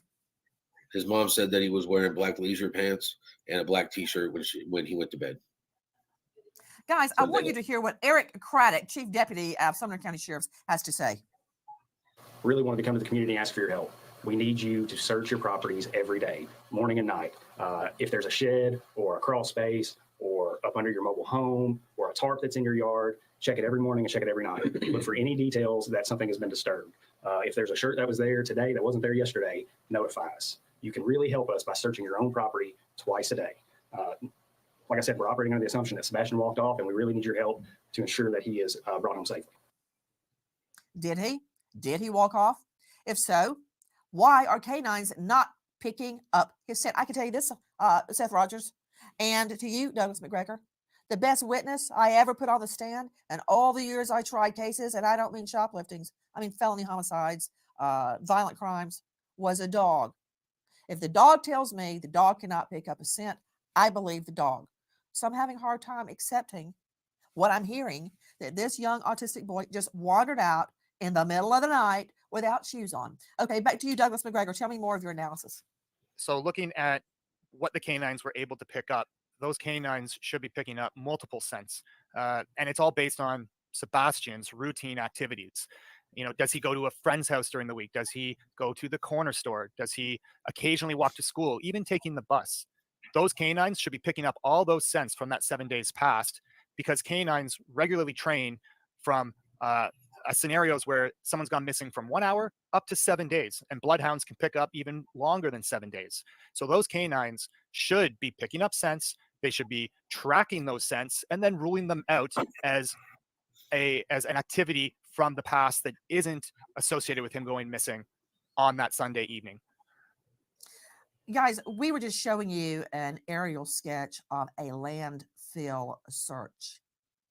There's nothing good about that. Seth Rogers, why have you been told that authorities are searching a landfill? They told me they just wanted to make sure that there was nothing there. Aaron Cantrell joining me, News Channel 5 out of Nashville. Aaron, what can you tell me about this landfill search? Yeah, Nancy. So they had got a tip that potentially from the garbage workers that maybe the trash may have been off a little bit. So just following up on that tip. What do you mean by that? You can't just throw a grenade into my mind palace and expect me not to follow up. What do you mean something was off? So basically, the workers said they have the same garbage truck drivers that come to the house, and when they picked up the garbage can, it just felt more heavier than normal. So they just said that to the authorities. So just to follow up on that tip, they went out to the landfill to search, because that's where the trash is taken. There in Sumner County, they take it out there to Kentucky. So just following up on that tip, that's what kind of led them out there, because we're used to our garbage, the same garbage truck workers coming out there. They know kind of how the trash usually feels every single day, so it felt a little off for them. So that's why they told that to the authorities. So that's kind of what led them to the landfill to start looking around. Seth Rogers, have you been asked to take a polygraph? No. Would you be willing to take a polygraph? I volunteered. I'm glad to hear that. You know why? I hold every parent to the gold standard. I don't know if you've ever heard of Mark Class. His daughter Polly was kidnapped from the home. She was horribly molested and murdered. When cops came, he, like you, was separated or divorced from his wife and lived separately. You know what he said when they came at the door? He's like, take my fingerprints, search my home, search my car, search my office, do whatever you want. Find my daughter. Find who took my daughter, because it's not me. I'll take a poly. I'll do whatever you want. And they did all of that. Of course, it wasn't him, it was somebody else. But that said, has the mother and the stepfather taken a polygraph? I know the mom has. What? I said I know his mother has. So she agreed to a polygraph. What about the stepfather? I have no idea. Guys, there is a reward for information in the search for this little autistic boy. Aaron Cantrell, I want you to take a listen to what Chief Deputy Eric Craddock has to say. Listen. Last Monday morning at about 6:30, Sebastian was reported missing from his home. Since then, we've conducted an extensive and exhaustive search around the home, looking for any evidence, any trace of Sebastian. At this time, the decision's been made to scale back on the ground search operations. Let me be clear that this does not diminish our commitment to finding Sebastian. This is simply us transitioning from the ground search to the investigative side. We are still committed to finding Sebastian and bringing him home safe. We have no leads, no details to indicate that Sebastian is not alive. From what I know, I can tell you that at this juncture, the family has totally cooperated with police. I'm curious about these flashlights. Back to you, Aaron Cantrell, joining us from News Channel 5. Aaron, I'm deducing, nobody's told me this, that the flashlights of apparently two people were seen in that neighborhood. Was it on Ring Cam? Yeah, they believe it's a kind of a neighborhood kind of video. So either Ring or some version of that in the neighborhood, which I'm in a Facebook group called Finding Sebastian Rogers, and neighbors have posted in there. Like one neighbor said, if he would have walked near their house, you have those automatic lights that sometimes come on, but that didn't come on. But in the video with the flashlights, you see two flashlights. That's all you can see because it's so dark. There's no street lights in the neighborhood, but you see two lights walking towards kind of a to the right of the video. But then you see, I think it may be into a wooded area, and then one of those both those lights disappear. But then you see one person stay away, but then some other person or thing comes back into the camera. So that's kind of odd too, because you see two flashlights leave, and then you see some sort of body of something of one person. Just quickly, I'm just going to say to that, just so I don't forget. So if that, okay, so TBI is saying that there's no evidentiary value to the flashlights because Proudfoot is saying that they've seen the video and those aren't even flashlights, even though that kind of sounds strange. But anyways, so bottom line is the dogs should have picked up Sebastian if he went out any exit there and headed over with the flashlights, but the dogs don't. And even the one at the construction site really is a false positive. So again, like, what's the chances that the doggies, the canines aren't going to be picking up any of his scent if he headed towards that way, towards the what do you want to call it, the general ground or whatever, the common ground area? Walk back through the camera. I'm curious, how close were the flashlights to their home, to Sebastian's home? Very close. So it's kind of right behind the home, kind of in like a common area of the neighborhood. So, like a subdivision, there may be kind of like some grassier area. Maybe people may walk their dogs, that sort of thing. So kind of a common area, but very close to Sebastian's home. So these flashlights, we think two people, were right behind Sebastian's home. Is that correct, Aaron? Yes. Okay. Are you also telling me that there are lights that come on automatically that are motion censored on Sebastian's home? That's what one of the neighbors alluded to in a Facebook post early on in the investigation. There was a Facebook group started, and right now it's flooded with a lot of individuals. In the beginning, it was definitely more just family and neighbors. And one neighbor did mention that if he was to have walked by their home, their motion lights would have come on if he walked on the side of their home. So that was kind of odd too, because that's why the neighbor said that was suspicious to her, because her light normally comes on if anybody walks past the home. And Aaron, those lights, the motion activated lights on Sebastian and the neighbor's home did not come on. No, which is in the video when you see the flashlights. That's why all you can see are the two dots of the flashlight. You can't really see anything else. Aaron, this Ring doorbell camera or something similar, did it ever show those outdoor light sensors coming on that night? Not in that particular video. So that's the only video that we've been able to get our hands on. Authorities have said they've received several videos and things of that nature sent into them. But all they could confirm for us with that video was that was one of the pieces of evidence that they are looking at, and they are aware of that video. But authorities could have other videos that they're looking at, but that's the one that we've been able to get our hands on, which is just very odd considering, again, Sebastian, they have said that he had that flashlight with him. Douglas McGregor. It grows curiouser and curiouser, to coin a phrase, because if he had walked out of that house, those motion sensor lights would have come on. But from what we can deduce, they didn't. Yeah, exactly. And I've seen the video. And my first question would be, let's just set aside the motion sensor lights for a moment. Who would he leave that house with if it wasn't one of the three parents? Who would it be? And those, that would be the next step in the investigation at that point, looking at that video. And Seth, who can verify his last conversation other than the mom and the stepdad? He was at school on Friday. You spoke to him Thursday night. He was at school on Friday, correct? Yes, ma'am. So I know he was alive and well, say at 3:30 on Friday afternoon. Who saw him other than the parents from that afternoon, 3:30-ish, Those are a good thought. till we find out he's missing on Monday morning? I don't know who else. Seth. So I don't don't have know. any proof of life between Friday afternoon and Monday morning. I haven't been informed of anything.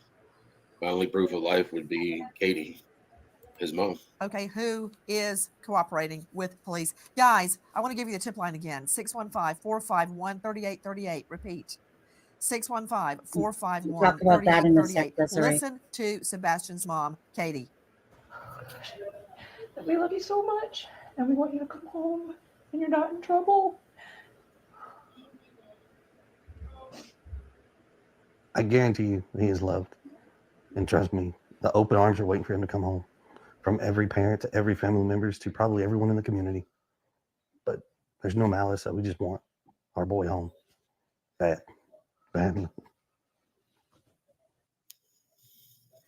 That is from WSMV4. That also has the full discussion with Sebastian's mother, the full interview. WSMV4. To you, Seth Rogers, what are your final thoughts? I'm just looking for my son. I want him to come home. I need people to look at his picture. Poor guy. Keep your eyes open. Keep your head up. If you see him, please call 911. I need my son back. Do you think he left that home alone? I have no idea what to think. It's not like him. Seth, am I missing anything? I'm missing something. This puzzle just isn't making sense. There's missing pieces to it. There's just missing pieces. I've been following the search, and law enforcement has done a thorough job of using different assets at their disposal. But the search needs to be expanded. The number one reason that autistic children go missing are runaways, endangered runaways. And once that hits a certain point in time, statistically, it turns into a parent abduction is the number one leading cause. But based on his age, they need to expand this search. Where might he go? What method of transportation might he have? And they need to research everywhere that they've already searched within the 5 mile or 10 mile radius, because autistic children, they have a tendency to hide or avoid stimuli. So just loud noises in general, helicopters, sirens, people shouting, they may hide, they may seek out crevices. That construction site that the dog hit needs to be researched thoroughly. And this is something that not only law enforcement can do, but the parents can get together, volunteer searchers within the community to search these areas as well. Hold on, let me understand something. Aaron, you told me that the dogs had not made a hit. Wasn't that a false positive at the construction site? Yes, ma'am. But still, it needs to be further investigated. Back to Seth, you keep saying that a piece of the puzzle is missing. Something is missing. It doesn't add up. What do you mean by that? Something it doesn't add up. For him to break routine and to leave the house with no shoes, no socks on, no coat, something just doesn't make sense. Guys, please help us bring Sebastian home. Okay, so that's going to be the end of that. It's just about to end there. So come back over here myself. Okay. So for anyone that's coming into this live after it started, so basically we were going over the Nancy Grace and the different facts about it was a small keychain flashlight that the mom believed. So basically the mom's answer to that when she answered that question was that she said that Sebastian loved playing with that flashlight. It was one of his things to play with. That it is a keychain flashlight. And the reason why she felt Sebastian had that flashlight is because she could not find it. So, obviously if a child is playing with something a lot and she says that she's looked everywhere for it and can't find it, that's why she believes that Sebastian has it. Now, you guys know that from listening to the parents, they keep acting like he just walked out the door, yet there seems to be nothing to show that. Not anything about abduction or anything like that, just that Sebastian must have like left. But for what reason he left, is beyond them. Again, the inconsistency with Seth there, talking about how the phone was on lockdown, text, FaceTime, camera, and being able to phone. But yet he, by the same token, said that Sebastian was attached to his phone whenever he had it, so he could watch YouTube and watch, videos and stuff like that. Obviously, those two things don't make sense. So in order to make sense, obviously, he did have some sort of internet access. And I think that he had more freer access to stuff like that. Maybe he connected to the Wi-Fi at his dad's home type of thing.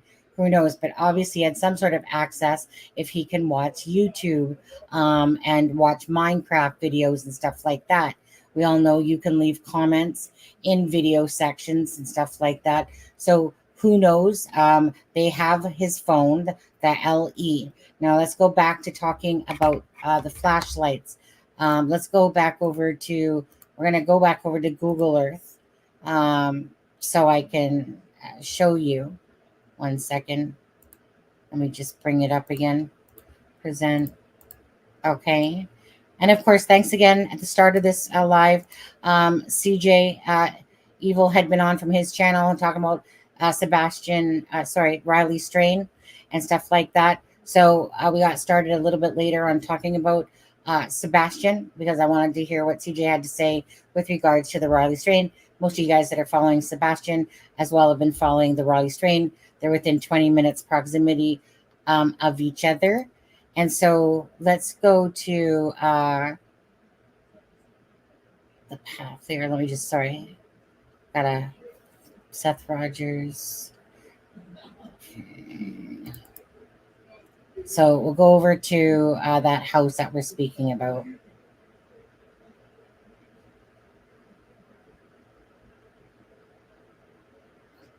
Okay, so obviously this is the home here. And again, this is from Google Earth. So it's only as updated as Google Earth of 2023 in July. Okay, so we're just going to travel down the street.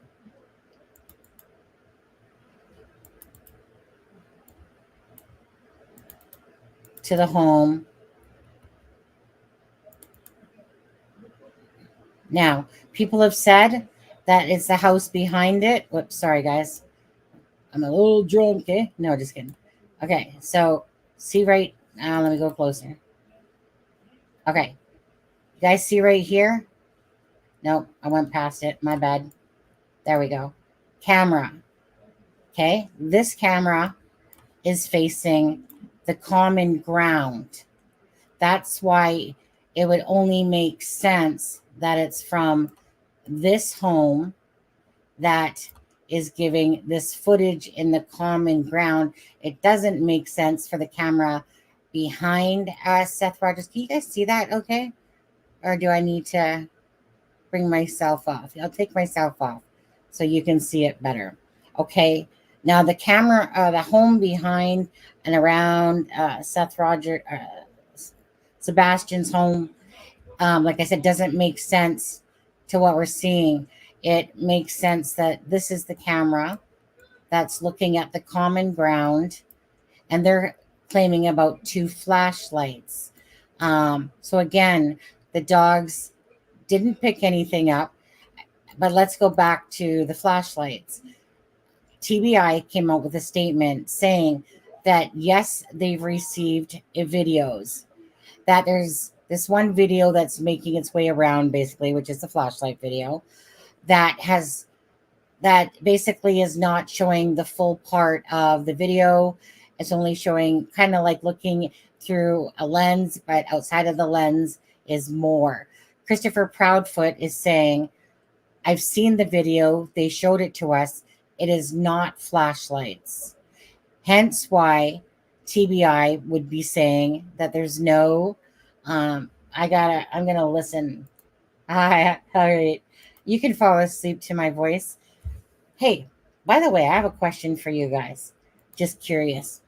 Actually, I'll ask it in a second. But they're saying, TBI is saying there's no video that they've been given. And that's why they came out with that statement after the drop of the flashlight video. There's no evidentiary value.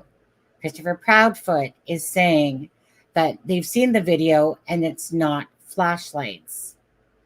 Right, exactly. So they say it's not flashlights. Exactly.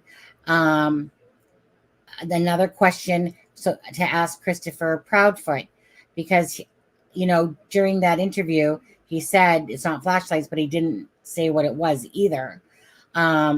So then you have Nancy Grace and these guests talking about it like these are flashlights. Now you guys can use your own brains to decide if you believe TBI and Christopher Proudfoot, or the guests that are still talking about it, that obviously are aware of what TBI said about the video, but they're still saying it's flashlights. Now, Nick Perez from Channel 5, when I asked him if the video was legit, in a sense, right, he came back and said it's a legit video, because I said I didn't want to be putting anything out there that was false information, right? We will always try to do that. As for Desiree, I will have to check the replay from here after a while. My elderly dad woke up and needs my help. Okay, thank you so much.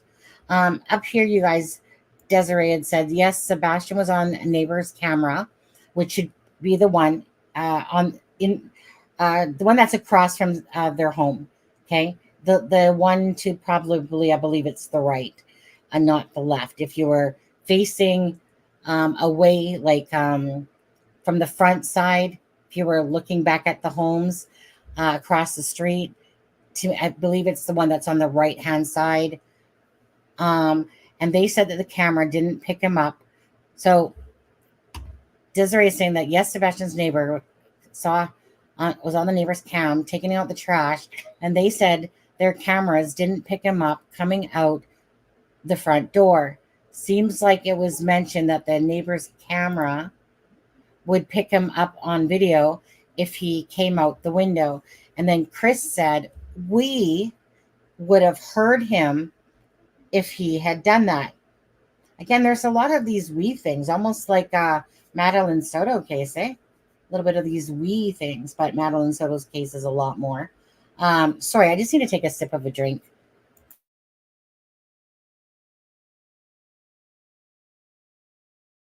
Okay.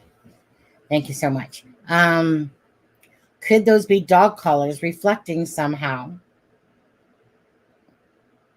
Yeah, Tom Webster's a great dude. So what do you guys think of that? At this point, with people that are in chat, just to ask you. Oh, hey, how are you? A little too close. There we go. So at this point, just to ask you, who here believes still, after TBI said that there's no evidentiary value, after Chris Proudfoot said that they've seen the video and there's no, who here believes that they believe that those are flashlights still at 3:10 in the morning? One, if you believe it, and two, if you don't. Simple as that. I'm going to have to go with one. As much as I want to believe it, I can't believe that the dogs didn't pick up a scent if they went through there, regardless of rain or not. Okay, these dogs are smart animals. They should have picked up a scent, like the guy said. So I'm going to go with one that I'm going to believe TBI and Chris Proudfoot on this one. Nah, they don't. I don't know. They're not headlights. They're definitely something it's not like on a road. Okay, so you believe flashlights? A criminal med, you think flashlights? Mark is 0. You believe in nothing burger? Let me go back over to Google Maps. Oh.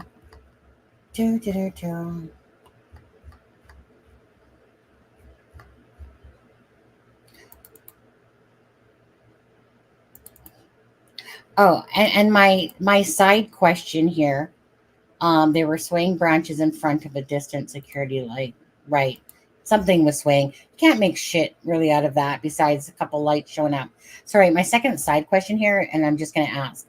So normally, only because Teresa said about, I think, going to sleep, falling asleep as she's listening type of thing, I have to ask this question for my own personal self. Most times I'm told that I have this voice that someone I could tell a bedtime story to. Sometimes I've had people, usually the haters of the channel, that say I have a manly voice or that something like that. My question to you is, do I have a manly voice? I don't ever want to be known as some butch that has like a manly voice. I have a raspy voice, I guess. But do I have like, would anyone consider my voice to be manly? I'm just curious. For myself, it's for my own ego. Not that my voice is going to change because my voice is what it is. Okay. Because, on here I talk a little bit louder than I do. Well, no, I probably talk the same. Anyways, we all have different things. But anyways, I just want to be clear that by no means do I feel like I have a man's voice, but I know it's not exactly like a very soft sounding one. Not manly, it's sultry. Go on with your bad self there, Crime. Now, Crime, just to ask you, when you were talking about 123, are you talking about the 1 hour and 23 mark of the smiley video is when they're talking about that part to do with the fingerprints? Soothing. Go on. Even if you're lying to me, go ahead. No, just kidding. I just like honesty. If I ask a question, just be honest. If you want to say I have a manly voice, go right ahead. I'll cry myself to sleep tonight, I'm sure. Not. Yes, 1 hour and 23. Okay, that's what I thought. And maybe I'll just play that in a moment, actually. A robust voice, definitely female. Okay, I just wanted to ask that because, I don't know. You listen to certain people's voices and they have like, just whatever. And I thought, I don't know, maybe I have a whiskey type voice. I don't know. Anyways, never really thought about it until I think a couple times someone was like, was it that I look like a man? Pretty sure I don't look like a man. Maybe I do to some. One time, this one channel, we'll call it a trash channel. He made a video of me as a drag woman in the video, and then he put a plunger to my boob or something like that, like in the video. As much as he was trying to diss me, I actually found it quite funny. I have a great sense of humor. So even when someone is a troll, it was like, that was actually quite a funny video, buddy. It probably starts a few seconds sooner, but it's around that time.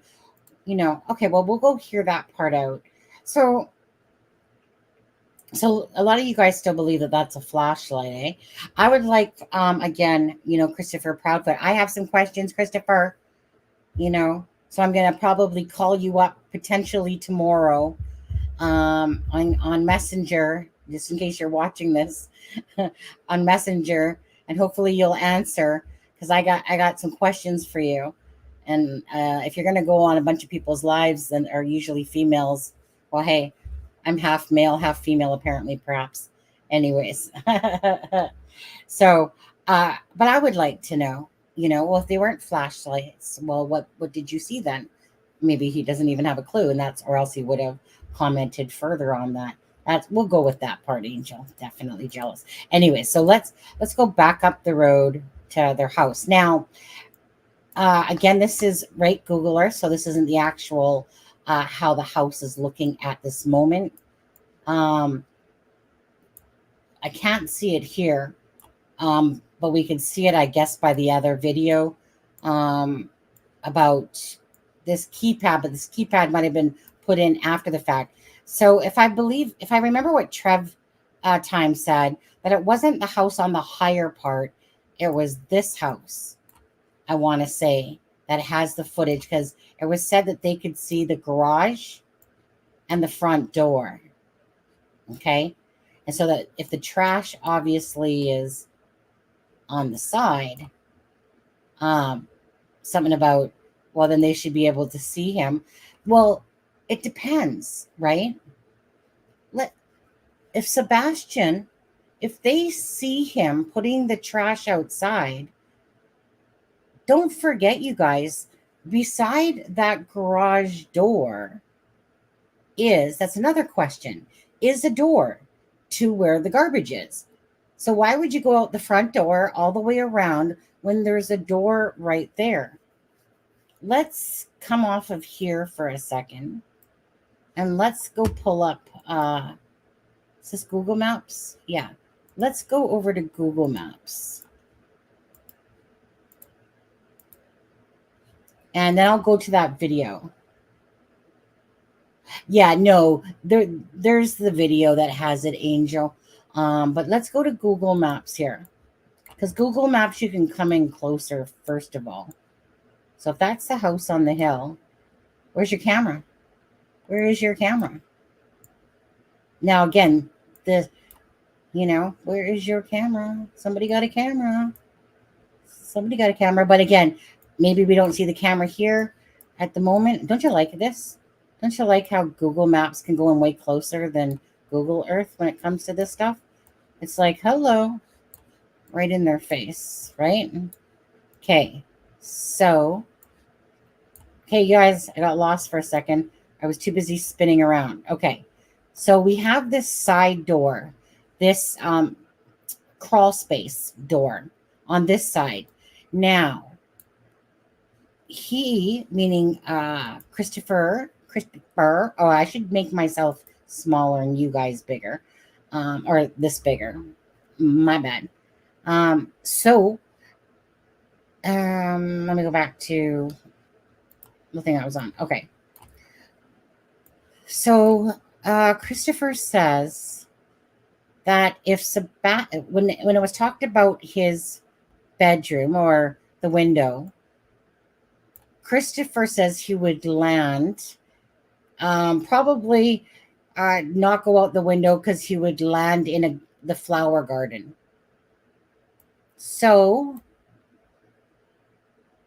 I'm thinking, and this is of course an old picture, like this is 2003. So the bedrooms are on this side of the house. So I'm thinking that this is his bedroom right here then. I'm thinking that that's his bedroom because that's the only thing that has, yeah, this to me would have to be his bedroom. If he's talking about a flower garden, any place else along the house, there's no garden over here where the other bedroom is. So I feel like this front one is his bedroom. And is there a keypad on there? This picture you can't really tell, but we can tell a lot better in the other one. But perhaps there is a keypad there. But you know what? All we have to do is go to Smiley's video at 123 mark, and that we should hear it. Okay. What else? Okay. Come on, giddy up.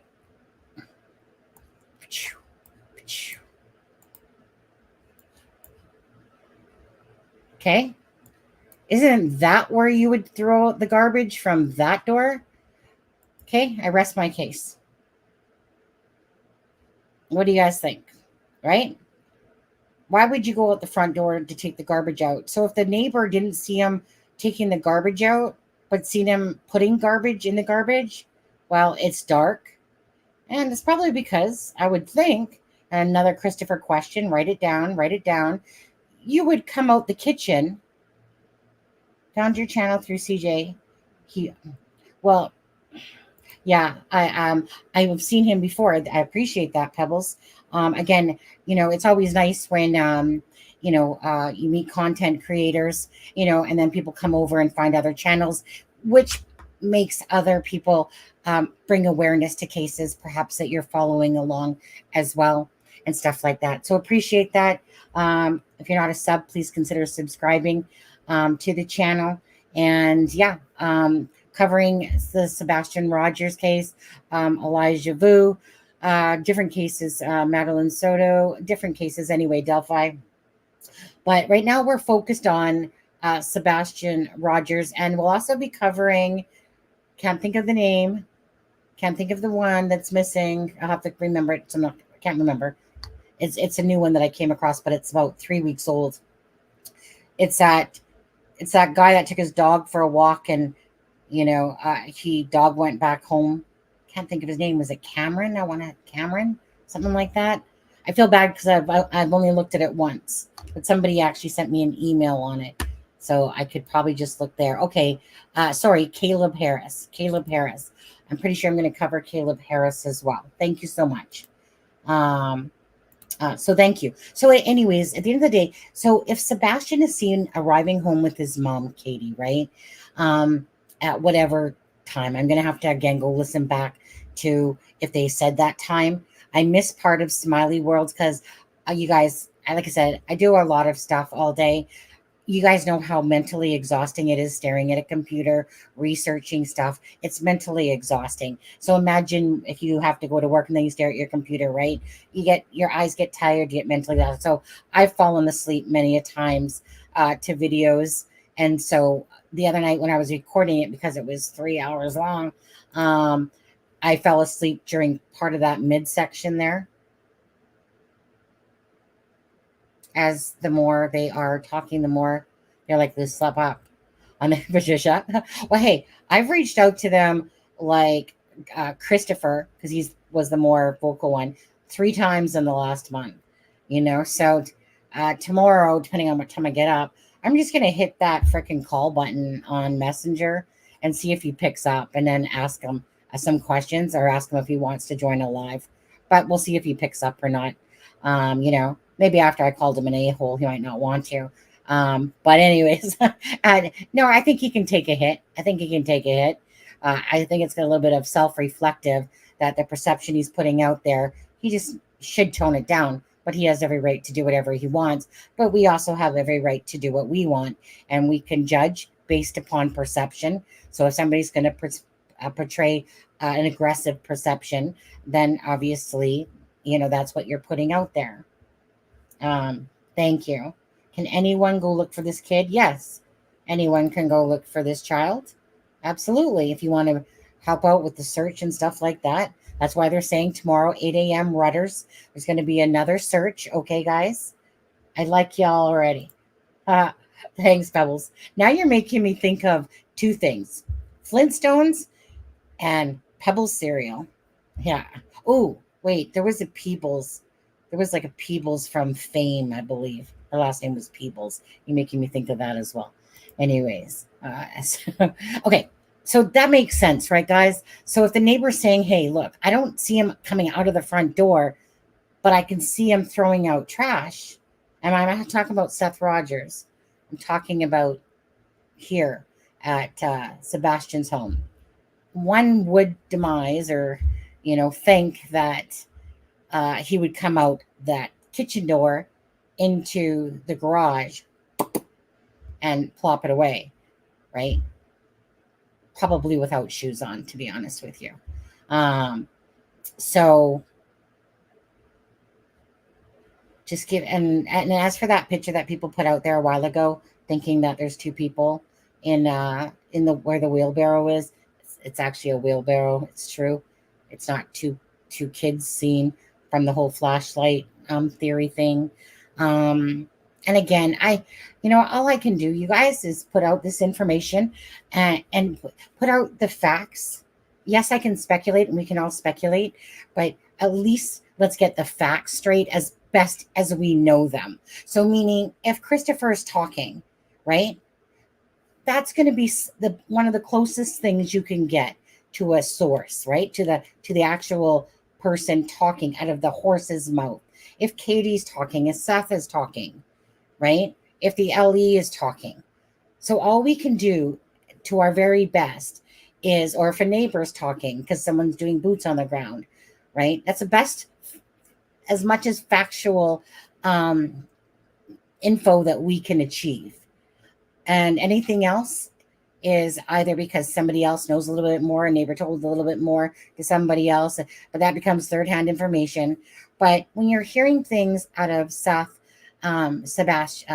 Sebastian, and Chris and Katie's words, those are their words. Those things, if ever anything was charged against them, which I still don't believe that they had anything to do with it myself, it would be able to use in a court of law.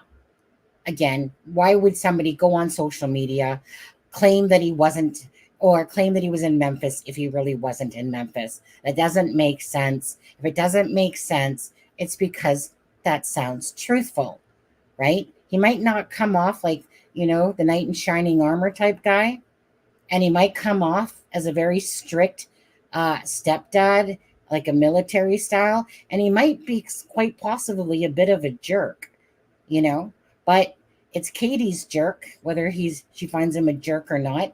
But, he obviously likes to talk for her, and she's okay with that. It's a matter of looking at what's out there, and then just deciding for yourself what you want to or choose to believe in. So let's go over to that portion of Smiley's video and stop screen. We'll go over there. I'll play that. So I had already recorded this before, but I'm just going to go right to the channel.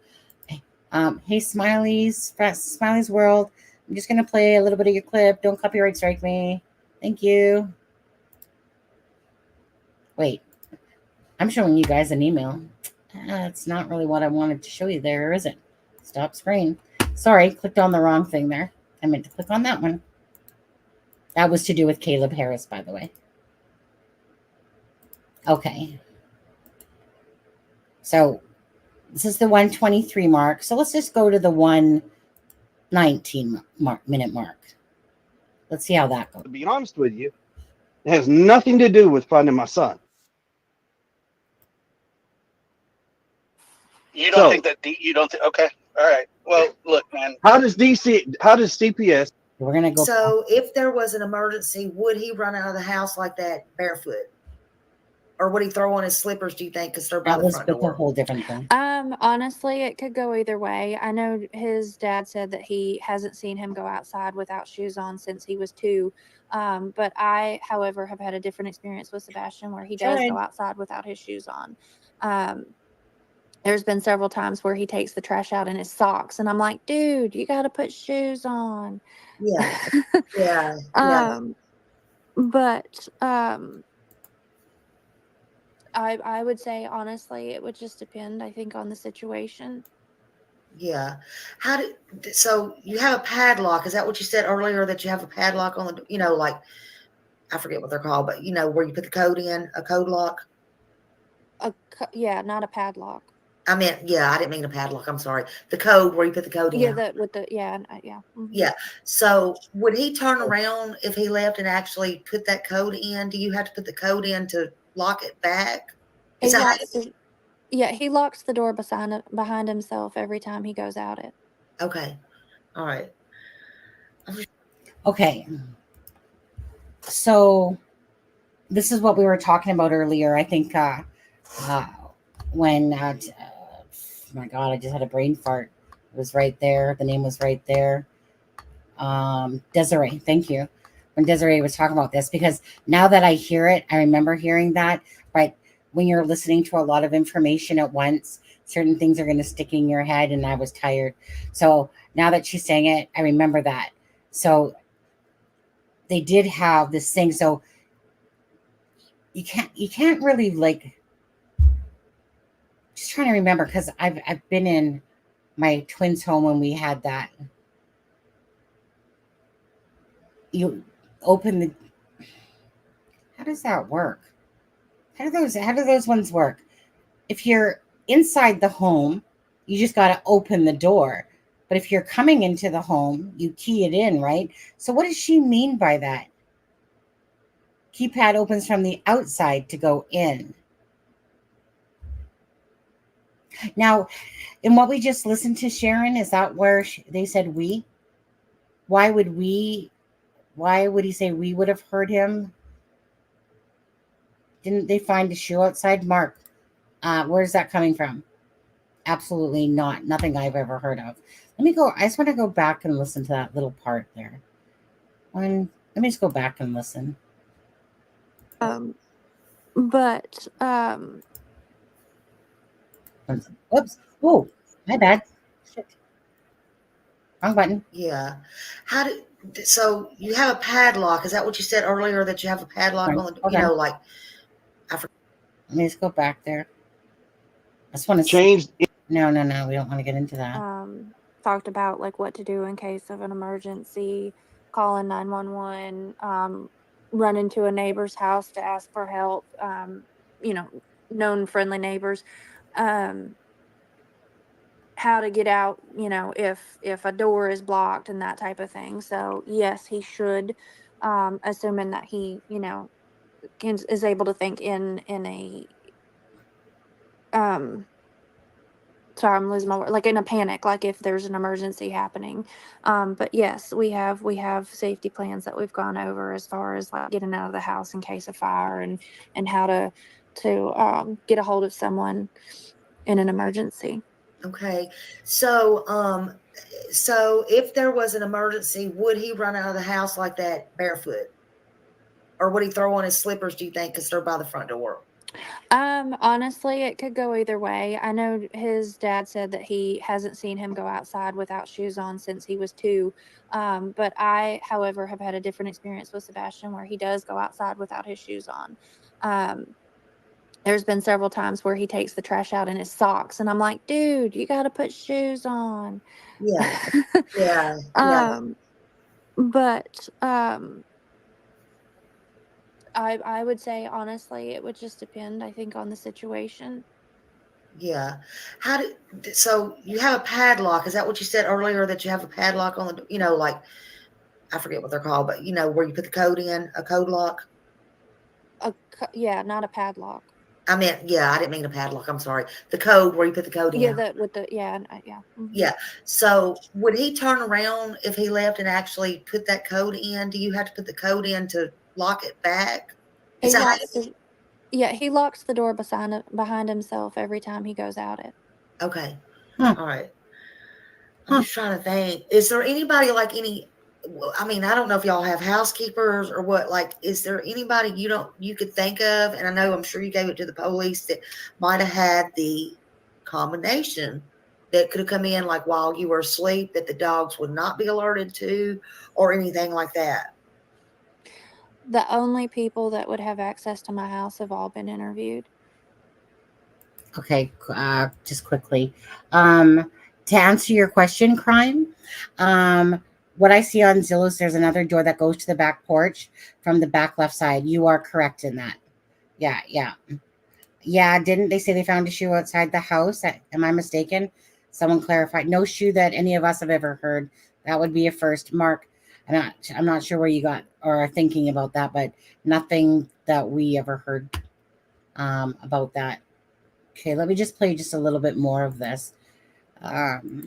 Okay. Oh, man. I don't know. And not only that, but if somebody had been by the front door, punched in the code, believe it or not, no, it's not super clear, but you would have seen a shadow or a figure. Yeah, that's what I would think. Based on, something would have been visible, because one of the lights is still visible from that Ring camera from across the street. Yeah. That has been, like I said, every video, and I've said this through Facebook, everything in the neighborhood. Thank you. I couldn't talk to you enough positive about my neighborhood, because anybody had cameras voluntarily gave up hard drives, flash drives, access to clouds for them.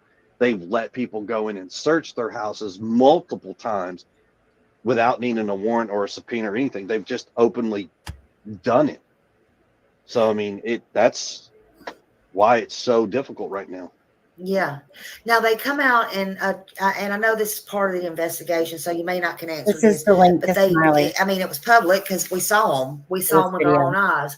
So they come out about what 11 times, counting the backyard where they took pictures.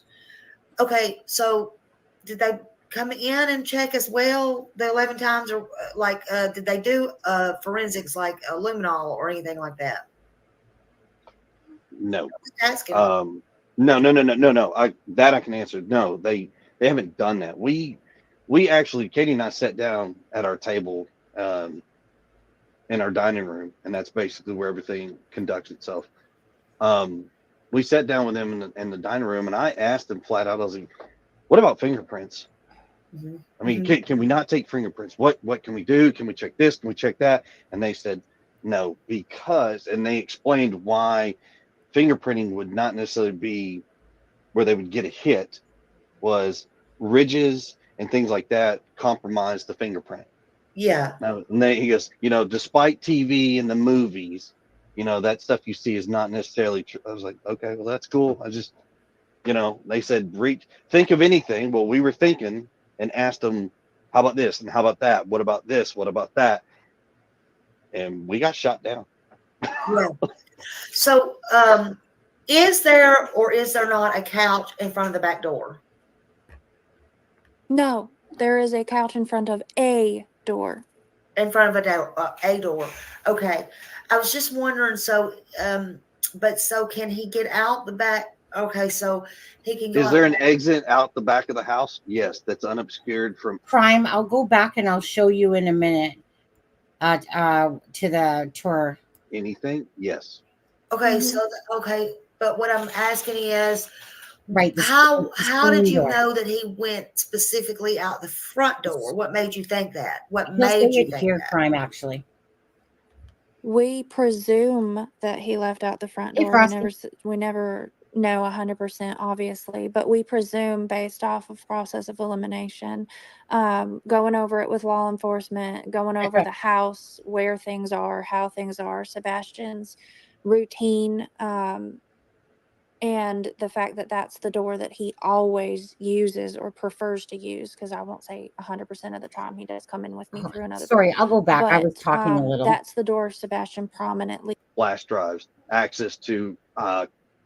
We sat down with them in the dining room, and I asked them flat out, I was like, what about fingerprints? I mean, can we not? That's the door that he.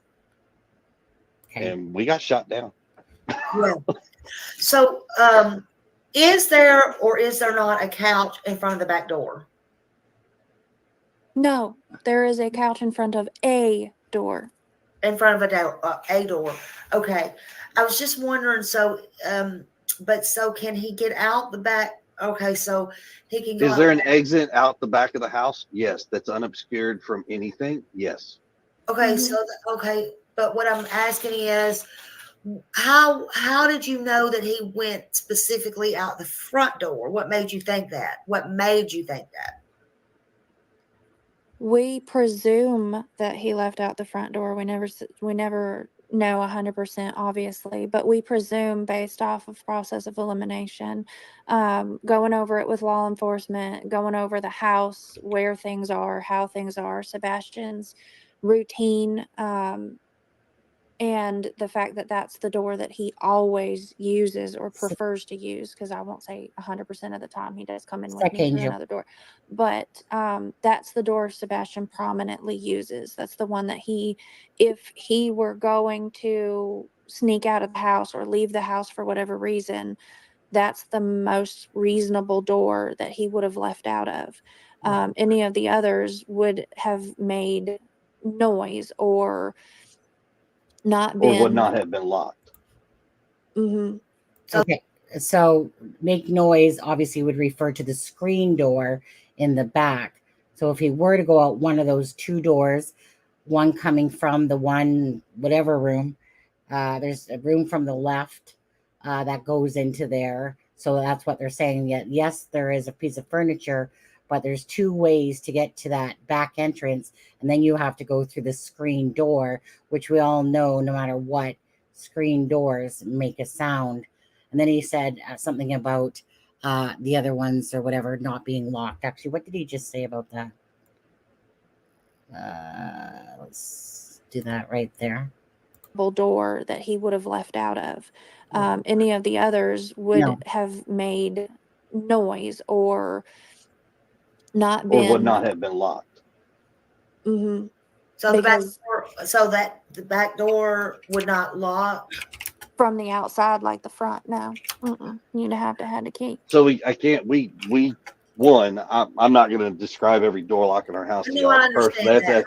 That's a safety thing. Yeah, I But understand that. Don't do that.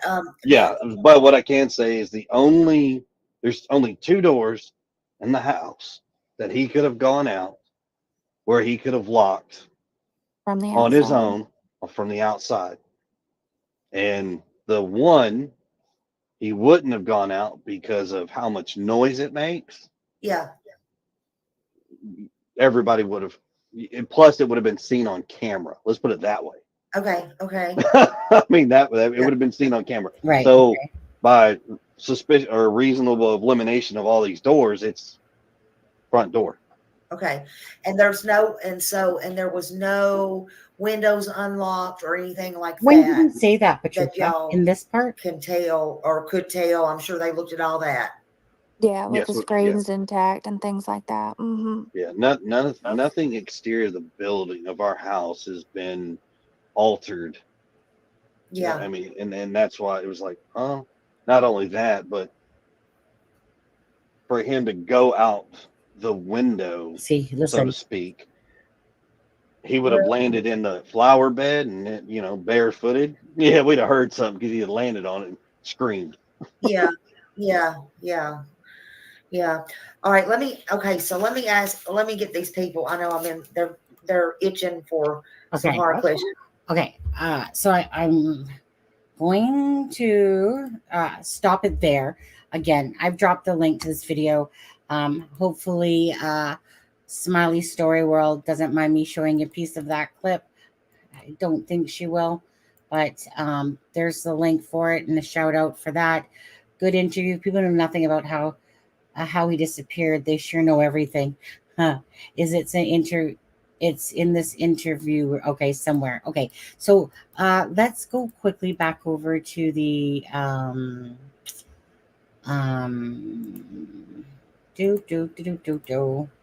do I still have it open?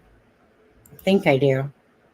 Yeah, here. Let's go back over to the tour, okay, of the inside of that house. And let's play that. And I'll make it bigger. So hold on. Okay, so we'll watch this. So he does say flower bed, okay, flower garden.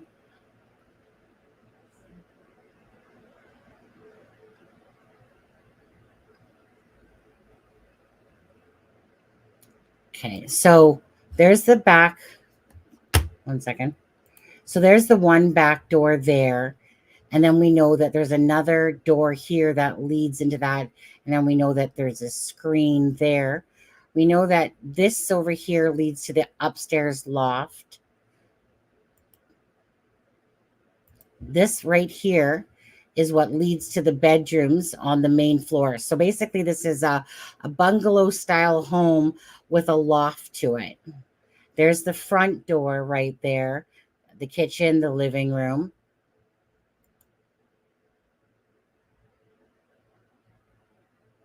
Okay, so just giving you that, stop it for a sec just to let you look. Obviously, there's this over here that leads to the kitchen, as well as to the garage and probably the pantry. Right here in this corner, that goes up to the loft, as we can see. And again, just trying to stop it, you guys. Okay, so here you can see that there's a door here. This is probably a pantry door. And I would think that this would be the garage door here, possibly. That takes you to the garage, which would take you to the outside door that is beside the garage where you could dispose of the garbage, perhaps.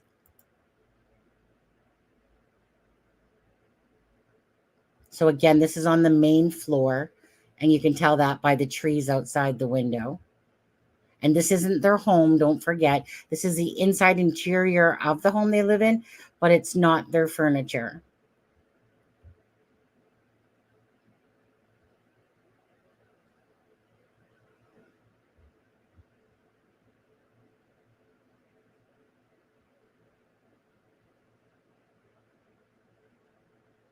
So there's the loft. I almost want to perhaps think that, I'm not really sure if this is Katie and Chris's room up here that they use. That's the impression I got, perhaps, but I could be wrong. It was more and more wanting to know where Sebastian's room was. That if Sebastian were to, so the loft has windows up here, and this is the side of the house here, right? So if there's no bushes here or here, the bedrooms are first of all on this side, and he talks about the garden.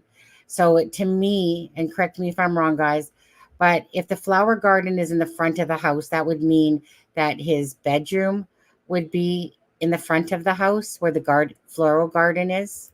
Does that make sense to you guys? Which one? This is the link I just dropped was Smiley's World. Okay, so let me just go back to this.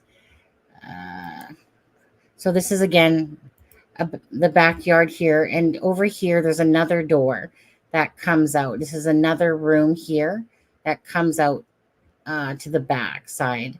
So there's no flowery garden that we know of here. The flower garden that he speaks of to me would be in the front. So the door, like if we're looking at it now, the door would be right here, looking here inside. And then this would be the door that would make a lot of noise. So they're basically saying, let me come back to you guys. So they're basically saying, look, the neighbor across the street can see the camera door, the garage door from the side. Here, I'll just let that play again, just as we're talking. Okay. Wait, hold on. So flower garden, front. So I don't know. That's how I'm seeing that. Would you guys take that the same way by flower garden? Yeah, it is a beautiful home. Trulia has this one has 40 pictures, to it as well. So I'm not sure if it has more than that. This is, I think, Redfin. Oh yeah, it is Redfin on there. But I'll take, this one had the nice video to it. So I kind of just stayed here, but honey, do you need to go to bed? No, you get to the toilet, but you lock the door. Did I lock the door? Shh. Don't listen to husband. I wouldn't do that. You can go to the bathroom from our bedroom or from the other way. So apparently I locked the door. Let me see what you guys were saying there. He said we would have heard him. Okay, we would have heard him. I'm gonna go. I'll find that.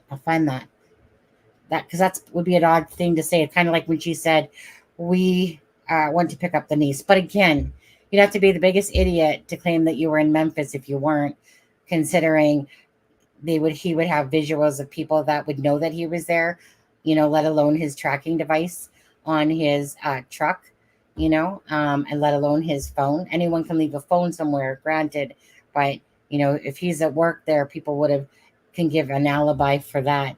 So again, it's just trying to make sense of what they have. Okay, so if there is a camera from the neighbor, I think he is full of BS. So the flower garden comment was just him being, the flower comment was just him being a jerk on there. You don't like him too well, Crime? Kind of like Robin Rogers. She doesn't like him too well. And he portrays himself. He doesn't portray himself in a good light. You're right. He does portray himself to be a bit of a jerk for sure. Narcissistic, jerk, the way he kind of comes across. And he should tone that down, I would think, because it's his stepson, her son, that they want awareness brought to the case. Don't be going offending the people that are out there trying to bring the case to light. by saying some of the things that he has said. Like I said, there's a nice grasp of it. So what was I saying? What was I just talking about? No, but I think he is innocent. Oh, yeah, same. So you think he's a jerk like me, somewhat, but you think he's innocent? That type of thing. That's my personal opinion, is that I don't see, like, common sense says that they please have information to his whereabouts. You would be a fool and a half to try to convince the public that you were somewhere, knowing that it can fully be used against you in a court of law if you're a liar. Okay. That in itself tells me that he was in Memphis, like he said, from February 1st to the 26th, when he arrived home at 1 p.m. So that makes sense to me. I'm just going to leave it right. Yeah, there was a spot that I liked here. We'll just leave it right here. Okay. He was too focused on his custody with his daughter. He would not have done this. He was upset at her for allowing this. Wait, let me understand what you're saying. He was too focused on his custody case with his daughter. He would not have done this, right? He was upset at her for... What do you mean by allowing this? He was upset at her for allowing this. What does that part mean? That's the part I'm confused on. So, right,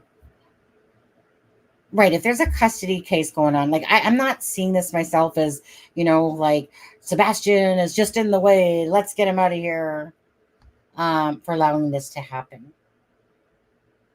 He was upset at her for allowing this to happen. Oh, I get what you're saying there. Okay. The doors, the locked doors, or sorry, the doors. So some doors are locked, some doors aren't, in a sense. A camera from the neighbor's house can see the side door of the garage. Okay. It can see the front door as well. He's saying that in the back, he couldn't have gone out the back. First of all, it's noisy. And so we can eliminate that because there's a camera there that would have seen him. So process of elimination. So then it becomes the window in the bedroom. Katie hears noise about an hour later, she says. She doesn't go check, but she hears noise and basically says, whatever you're doing in there, make sure you get to bed, type of thing, right? So if the police are there and Katie and Chris are projecting to us, the reason why we're saying the front door is because, first of all, he's has a routine. So we're not seeing anything going on with the window as if he hopped out there. Chris basically says, well, because I'm sure that those bushes are a lot bigger and maybe they've added some, who knows, that he would be kind of like pinched in the ass by a thorn or something like that if he went out the window, but there doesn't seem to be anything to show he went out the window. So by deduction of the doors, it must be the front door that he went out. But yet, again, it's late. Maybe there's like you would think that you would see a shadow or the white stripe going down the pants. It seems perhaps like the clothes he had on was like, as far as Seth portrayed it, that Katie had said, right, he had put on white or black with white stripe Adidas pants on, and they weren't sure if it was a Minecraft Star Wars or a Halloween long sleeve shirt that he had on. But perhaps those were his pajamas in a sense, and that's what he was going to go sleep in. Maybe. Again, he's 15 years old, perhaps. Let's see. But if he walked out the front door, he would have passed by his shoes. Well, absolutely. Absolutely. Right? So that's right. So that's all we're trying to deduce from all this, is what seems plausible and what seems not, right? So if the camera footage doesn't have Katie leaving the home in her vehicle, the dogs only seem to stop in the yard. Remember when they're sniffing out the dogs at the thing? So if they're saying to us that a canine can go sniff up to 7 days worth and bloodhounds longer, and that these dogs should be picking up, or what he's saying is the dog should be picking up, like, hey, if Sebastian walked to the bus, it should pick up that. If he walked to the store, it should pick up that. But from what we seem to have heard, Sebastian really doesn't go anywhere. He doesn't he seems to get on the bus, and that's pretty much about it for the most part. So hence there's a false positive at the construction site. Right, we're hearing DBI is telling us that a flashlight video. Well, Chris Proudfoot's actually the one saying that the flashlight video they've seen, and it's not flashlights, right? So why wouldn't the dogs have sniffed out that way into that common ground?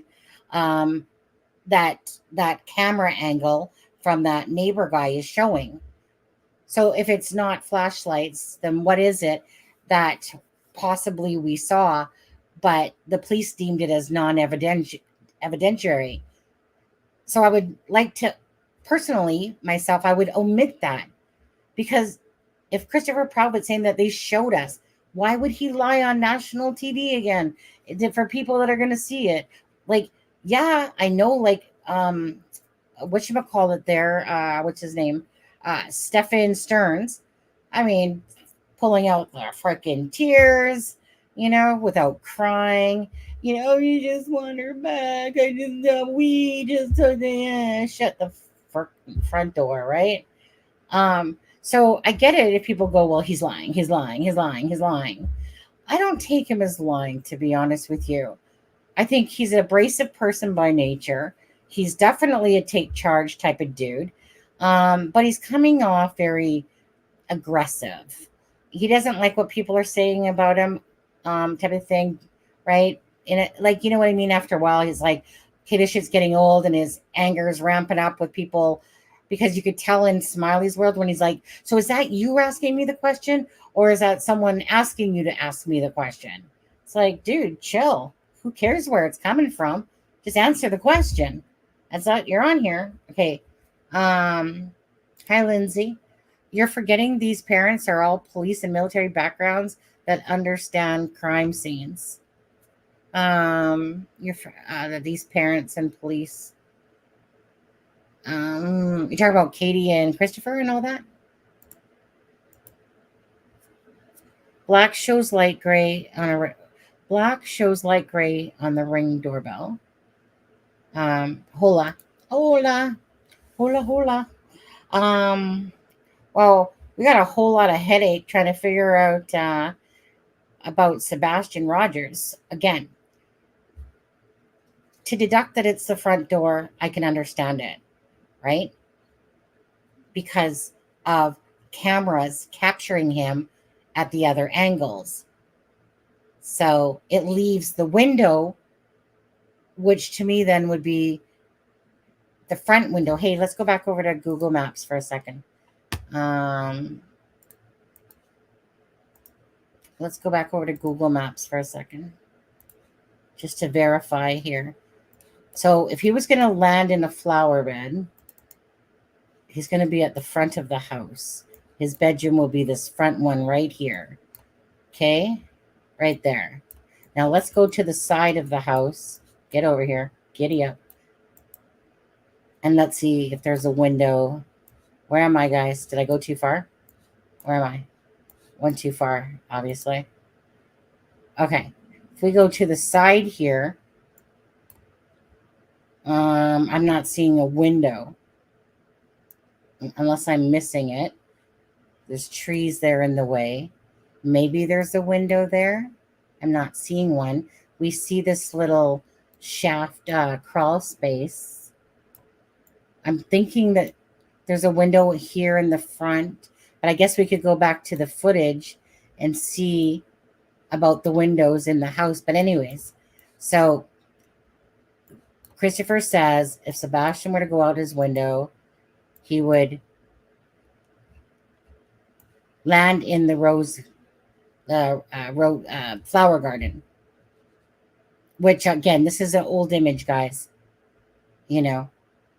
So depending if they planted more or whatever, I'd have to go back and look at Clematity's footage of the front of the house and let you guys know. Okay, wait, there is a window there. Is that a window? I feel like past this pole is another window right here. Unless that's one of those utility boxes outside for your electricity. But I feel like there should be a window on this side as well. Maybe the trees are just covering it. But I feel like there should be a window right there. And the trees might have just been covering it. But he says he would have landed in the rose thing. So that might not be a window. But that's easy enough to verify. And that he would have landed here. That's my takeaway from what he said. Yeah, land in the flower garden. Oh, is that where he said that? Is that where he said that? Let me go back to that. Okay. I think it's right here. Let's go back to that. Smiley Story World, I'm using your clip from your footage again. Thank you. Okay, so that was, where was that? Just right about here? We actually, Katie and I sat down at our table in our dining room, and that's basically where everything conducts itself. We sat down with them in the dining room, and I asked them flat out, I was like, what about fingerprints? Mhm. I mean, can we not take fingerprints? What can we do? Can we check this? Can we check that?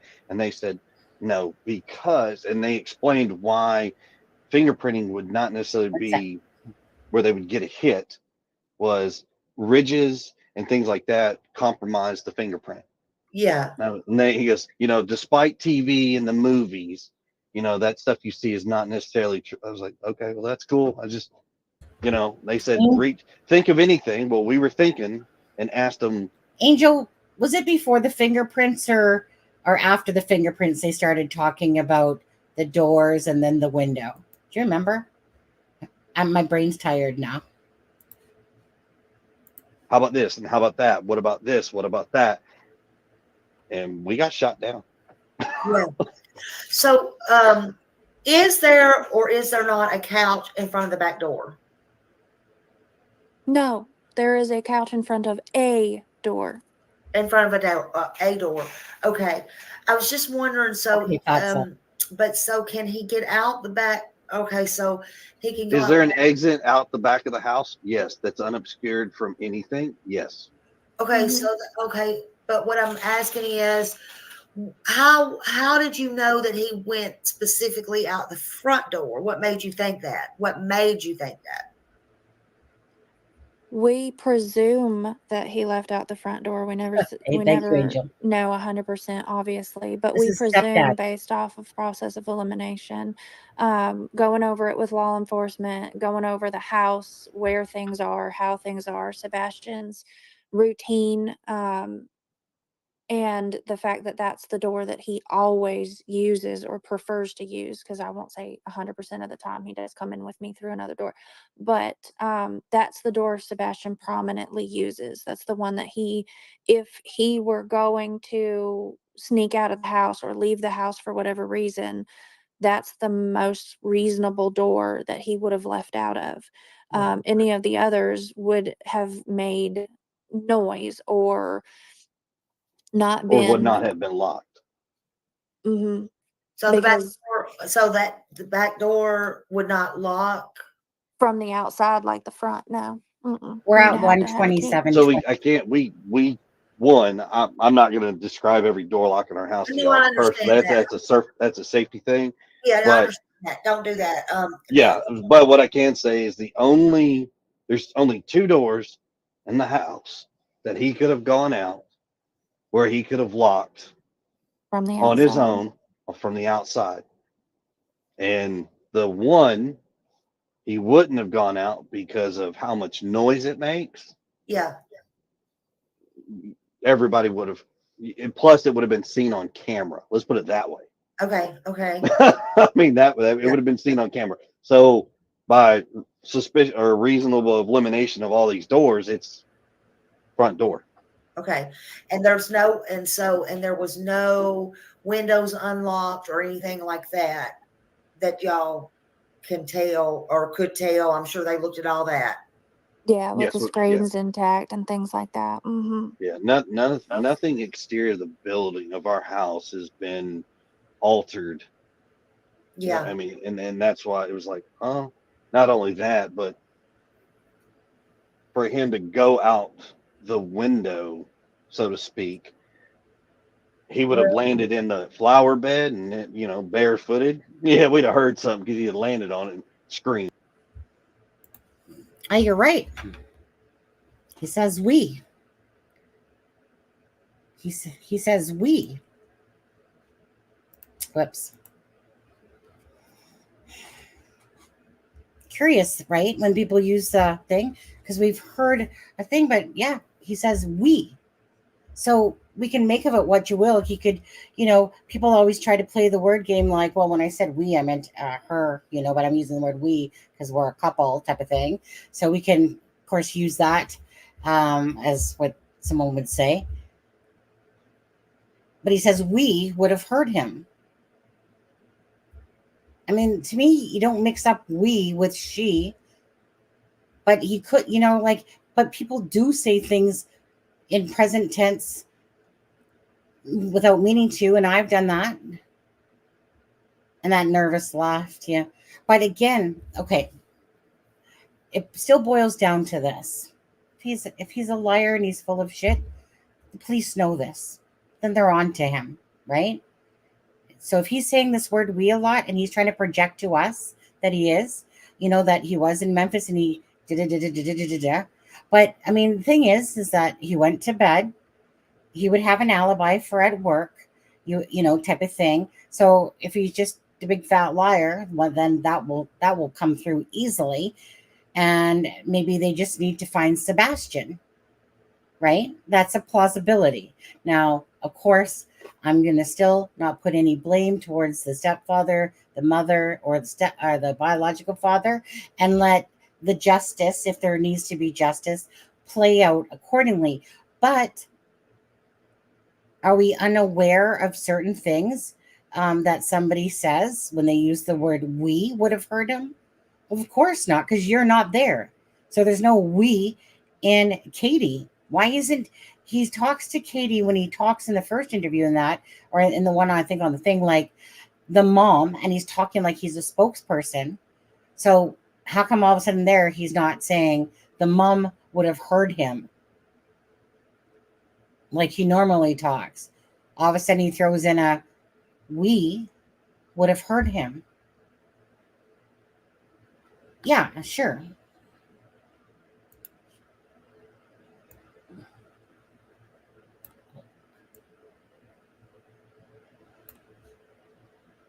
From the on his outside. own or from the outside. And the one, he wouldn't have gone out because of how much noise it makes. Yeah. Everybody would have, and plus it would have been seen on camera. Let's put it that way. Okay. I mean, it would have been seen on camera. So by suspicion or reasonable elimination of all these doors, it's front door. Okay. And there's no, and there was no windows unlocked or anything like that y'all can tell or could tell. I'm sure they looked at all that.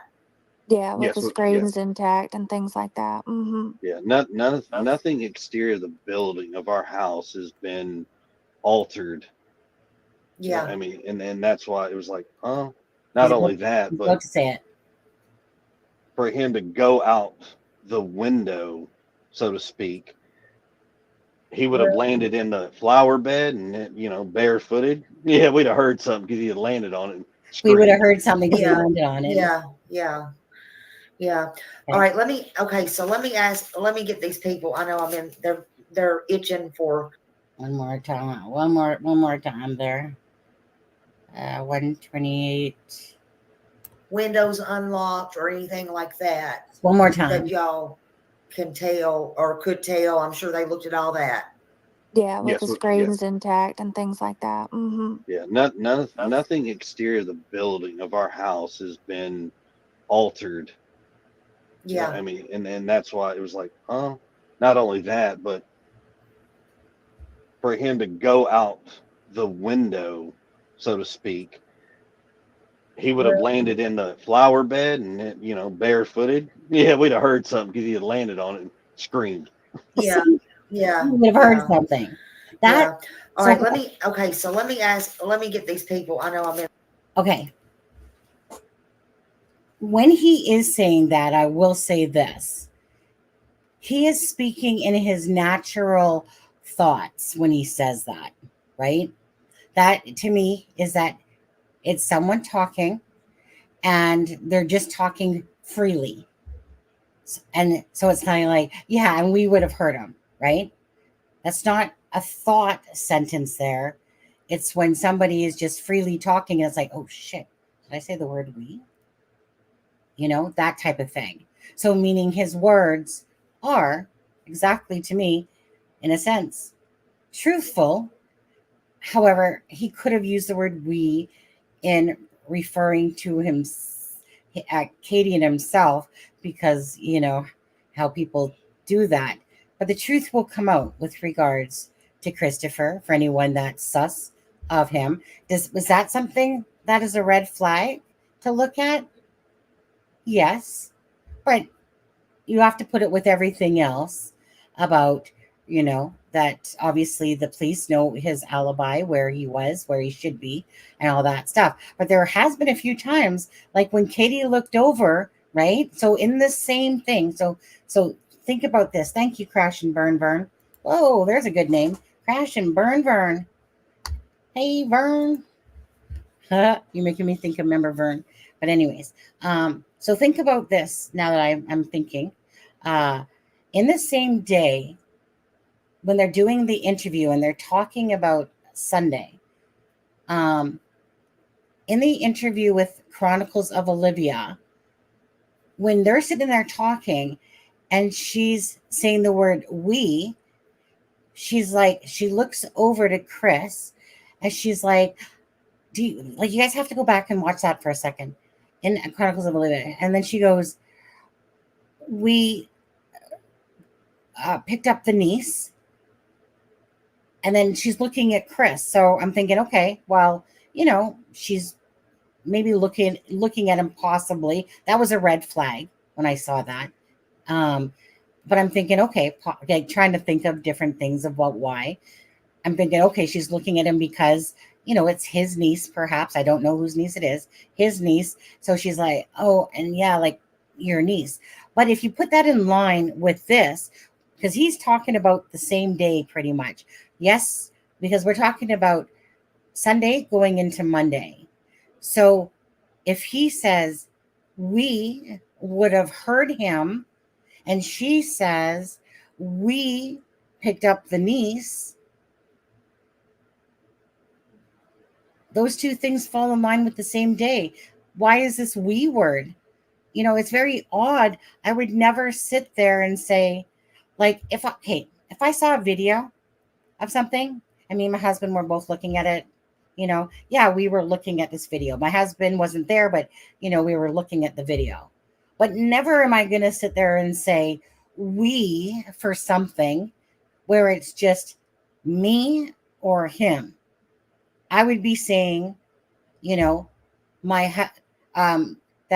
Katie would have heard something. You probably would have heard him, or, that type of thing. He would have said, or the mom, because he references as, mom took her, Sebastian here. Mom did this. And everyone came across thinking like that Christopher was a spokesperson rather than a stepdad because of the way he sounded. Right? Does that make sense? So those two things are red flags because two times one time she looks at him to say the word we. Then you have we would have heard him. So is he going to come back as a big fat ass liar or not? Because the police have his alibi. They know if he's being truthful or non-truthful. So they might, like, let's just hypothetically think. They don't know where Sebastian is, right? A lot of times they don't make movement until they have the body first. And then next thing you know, somebody's arrested. Good night. Good night, Sharon Parker. Wouldn't there be proof he was home, though? There would have been a video. Well, well, exactly. Right? That's just exactly it. So, are those red flags? Absolutely. But don't you think that the neighbor that seen Katie and Sebastian arrive home, unless they were told that they couldn't talk about it,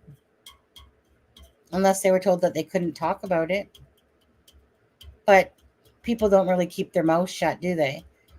When they're told something, we all know that somebody tells somebody tells somebody. It always happens. It's just a given.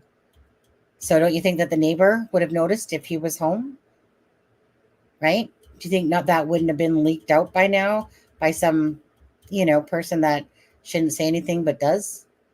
Because there's going to be video if he was home. He has a fifth wheel. So it's up to you guys to make sense of it. Those are just pointers, but those are definitely red flags to think about. But again, at the end of the day, you have to think of the whole picture of it. And was it just slip ups that they said that, use the word we just referring to us? But that is weird. It's not in the right place to say that. So it would come off as a red flag. But we don't know what exactly they're doing. They went and checked the landfill because the garbage men said that it was heavier than normal. So that makes sense, right? But the neighbors would know if he was home or not. And I honestly feel like that information would have been leaked. Don't you guys think? So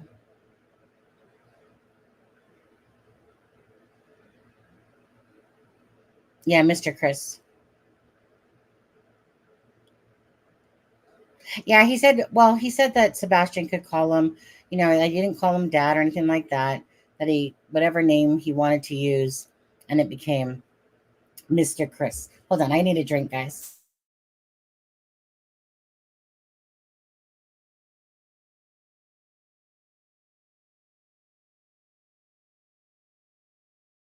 I'm going to wake up with like no voice tomorrow, probably. After the 6-hour live, pretty much, and then this live. Actually, I think my voice is trained in a lot of ways, but I woke up with a very sore throat this morning. Actually, let me just grab some medicine quickly. It's just the stuff that you sip.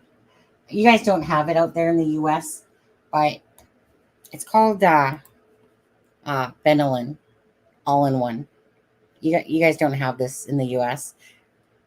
This is like a magic cure right here.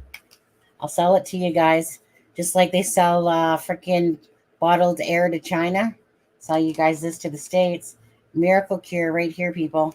Get it while it's hot. Anyways, it's a great thing. It's called all-in-one. So it's kind of like for everything. Head cold, this cold, that cold. Whenever you feel something coming on, you just take a swig of this and woohoo, usually you don't get sick. 95% of the time. Anyways, just give me a sec.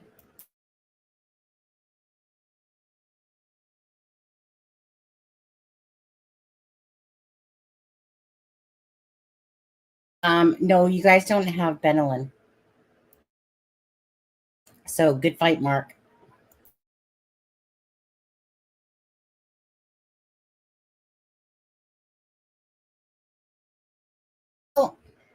Crime, I'm thinking that like any garbage, you take out one bag, put it in, you take out another one, put it in. It's not just like that, it's just probably one bag. It was probably that throughout the week you're throwing a bunch of different bags in it. That's how I would take it. I'm still amazed that the trash man lifted it. Normally there's those little things that you drive up beside the containers and the trash can picks it up. I wonder if Sebastian struggled on camera with it. Yeah, well, like I said, I'm looking at it like usually through the week I'm thinking about my twin sister's trash because we have a big bin in our down below in the apartments. He was taking the can to the street on camera for trash day. Oh, I don't know. I don't know. I mean, I don't know. I mean, for me, those things are to me easy. They got wheels. You just tilt them and away you go. Even if it's heavier, it's not like it's that difficult. I would think. I'd like to see the video. To be honest, I wish that would be put out there for us to see. Obviously neighbors are sending it around, that footage, or talking about it. One of the two. Mr. Chris, yeah, and he's ex-military. Well, he talks like it too. Maybe that's why, he's so brash and abrasive. It's kind of like when you listen to the guy from Cajun Army, it's like he stands at a tent hut, and then he's like, and we will be searching for Sebastian, and he has this very militariness about his voice when he's talking.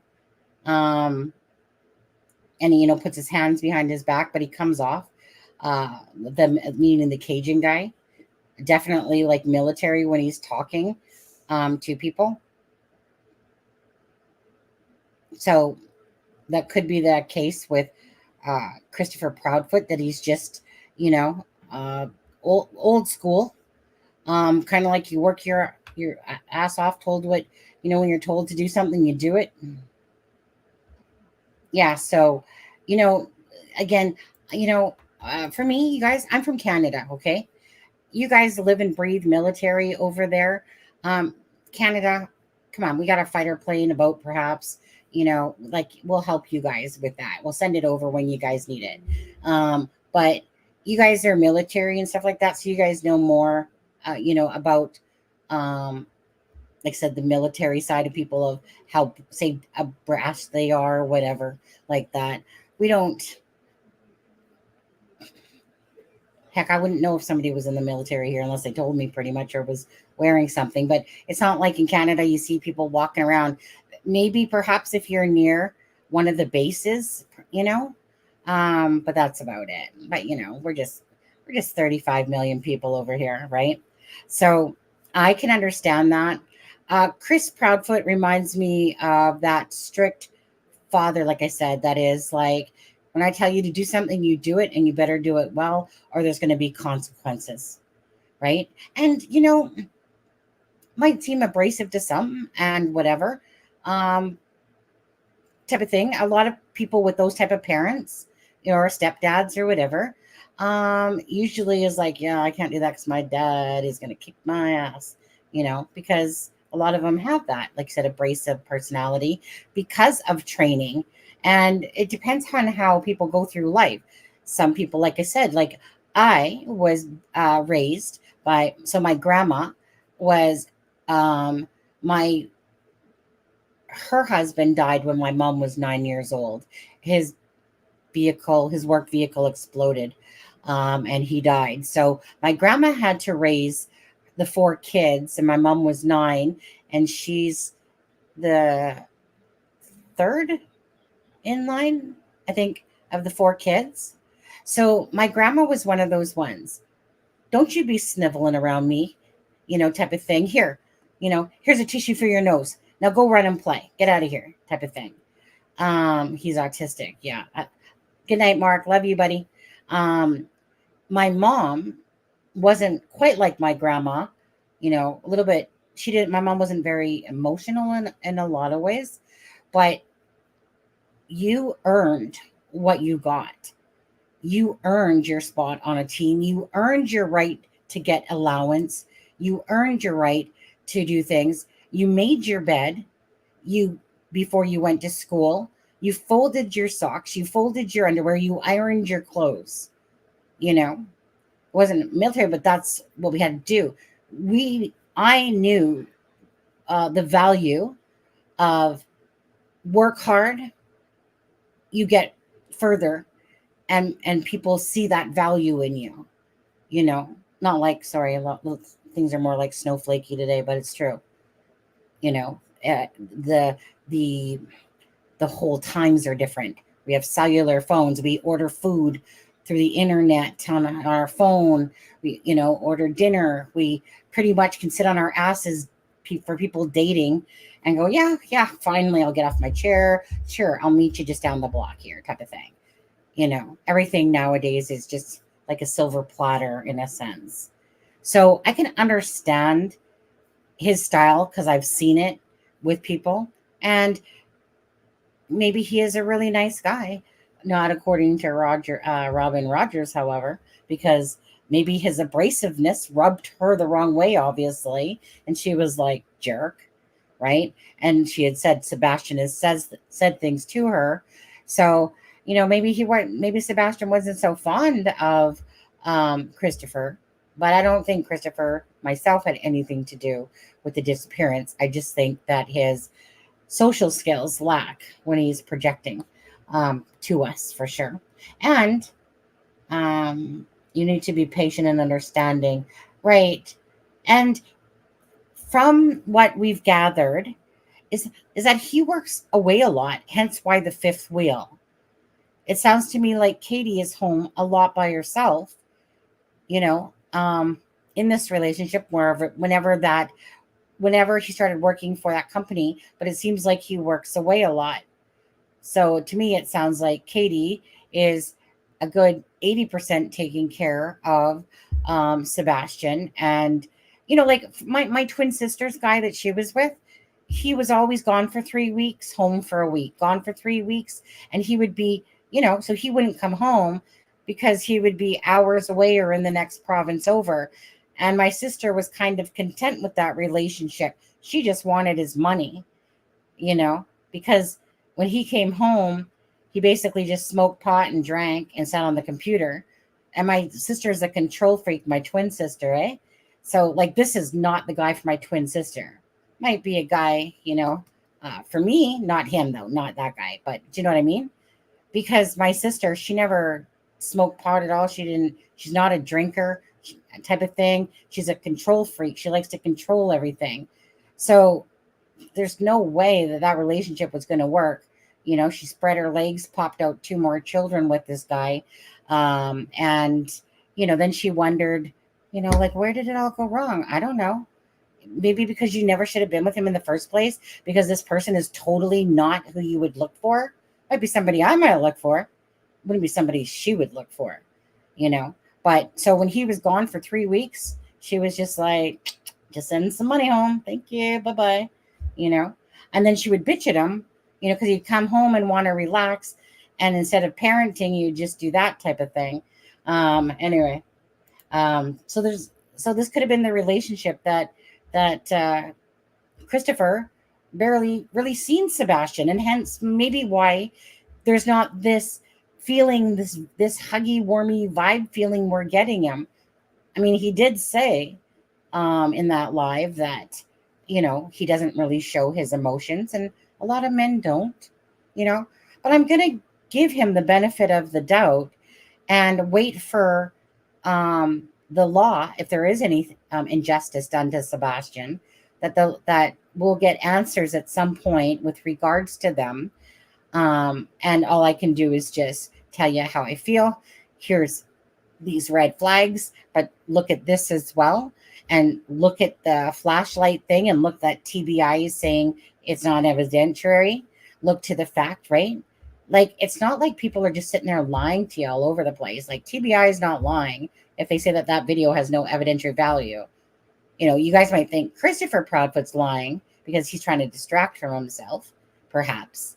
But he's basically saying that they were seeing the video. And I mean, I think Katie would speak up if that weren't true, even though she barely talks in those things. But she's fine with, obviously. She's a hurting mom. Her son's gone. Who wouldn't hurt? Who wouldn't be devastated? She probably feels like numb at this point. She probably feels like she's just doing the motions of, living right now. And you can tell that with Seth Rogers, that he's feeling the same way. Like, Seth Rogers is beyond despair, devastated. The look on his face tells you his story about how he's feeling. He's exhausted. He's tired. He wants his boy back. He hasn't even had time to, it's kind of like Riley Strain's case. The parents, have a good likelihood that he was in the water, but they don't want to believe it because he's not been found. So same with Sebastian. They don't want to believe he's dead, but the possibility is very real that he's not coming back home, but they're going to hold out hope that he's still out there somewhere. And the thing possibly is that there is a possibility that he is out there, that he did take off. You know, there's a possibility. There's a possibility that searchers overlooked him and they didn't find him, and that he did hurt himself and he did, wander off. Because there's no camera footage of him leaving, right? So then there's only a couple options. Either he got out of there by car, but again, the police would know this if they saw movement of Katie's car, So if the flashlight video is not true, the dogs couldn't detect him around the house or past that, right? It seems like he didn't even leave the house by all accounts. So where's the first place to look? Well, obviously it's to the parents, right? Because if you don't have any of this, well, then what did you guys do with him? But the thing is that there is an answer to this. If he did take his flashlight, he could have left his house. Absolutely. And one of those perfect storms where nothing caught him on camera, because it didn't. I'm still thinking window. Maybe it's a front door, but I would think that they would see him from camera at the front door. So I'm thinking window myself. I could be totally wrong. But at least I'm feeling, but why is there no scent? If he's in his feet, why is there still no scent? These dogs are smart. If cadaver dogs can smell people 30 feet underneath, in cement, then these canines should be able to pick up some scent farther than the yard.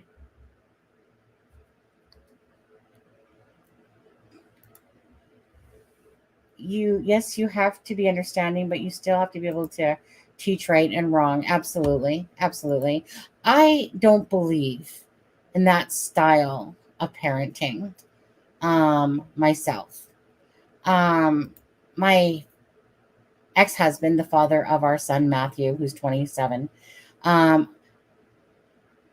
me, children should not be treated like they're slaves or like they're your thing that you can push and boss around, in a sense. Yes, you give them boundaries, but the whole idea to me of raising a child is that you give them every sort of balance about the world and about morals and about loving, caring, kindness. You show them all those things. You take away things from them, their toys perhaps, put them in a timeout corner perhaps, for, like I said, like what Nanny does, 1 minute for every year. I took away Matthew's internet privileges. He hated that. Oh, he hated that. Oh, the begging that my child would do to get that back, because that's the thing that worked, right? So I believe that that a punishment has to fit the crime in a sense, but I believe that if you teach your child to be open and honest as best as you can and give them those doors and tell them and let them know that they have a voice, that, hey, when I go to the store, you pick out the color shirt you want. I don't care. You're the one wearing it. Pick it out. Whereas my sister would pick out the colors for her kids, right? Without giving them a choice, really. She might go, well, which one do you want? This one or this one? Whereas me, I'm just like, hey, buddy, if you have something to say, just say it to mom. I'm not going to get upset at you, not going to get mad at you. I thought to me that this was, in my eyes, like great parenting. He's still a little shit right now, 27 years old, with his father in White Court, who basically parent alienation shit going on. And my kid basically thinks I'm the scum of the earth, that I'm pawn scum and that I think I have a halo on my head. He's just a little mini me of his dad talking. Once his dad got angry at life and started blaming me for his miserable mind, right? And it seems unbelievable to me that you can do all this for a child and that it backfire on you. You know, like my son will say to me, when he does say to me, he goes, well, I remember you were a good mom when I was younger, but as a teen, no. Are you kidding? Those memories of what your dad has planted in your head. You might have been there, but your memory is so warped by what your dad has implanted in your head, son. You know, I haven't talked to my son since his birthday because the only time he messages me is when he wants to tell me basically when he wants money. That's when he messages me. So I will never be used, not including by my son. You know, I for a long time it took me to get there and stuff like that. But anyways, bottom line is I believe that parenting, you know, like that's the way that we should be raising our children. We're not there to treat them and, you know, like I said, slap them around and whatever. What's that going to do? It's going to teach them how to be abusive. They get hit because they did something. It doesn't make sense to me. I smacked my child once on the butt when he was 2, and he looked at me and his face tore me apart when his started trembling, right? I was like, no, this is wrong. This is wrong. I cannot smack him in the butt at all. I can't hit him at all. That's just wrong. I got the belt. I got hit. I got the spoon on my ass. I just couldn't do that. The first time I did it and saw that face, you know, that to me just broke my heart completely. So I totally disagree with using any sort of hand or anything, whether it's a slap across the face. I don't care. I don't think anyone deserves to have that stuff done to them. I think it's not right. Preach it, Sonny, and I will. Some people do that still and think that somehow that's going to be them scared of them and stuff like that. Chris said that he gave the belt to Sebastian. Right? How, like what? Like that happened back when I was a kid. You know, like seriously? You're going to, what is the point of the belt? So a child can be scared of you and be fearful? I don't think you need to do that. Just like when somebody comes in here and they're a troll or they're trying to be disrespectful, people can say things in a way that gets their point across without being rude. What is a belt going to do? Put fear into him of you? Is that what you're looking for? A child will respect you more when you treat them as if they are a person and not somebody that you can boss around, you know? So I disagree with that type of parenting myself, even though everyone has a right to parent the way that they want, as long as it's not abusing their child, you know? Hence, Mrs. Ruby Frankie and that Hildebrandt, right?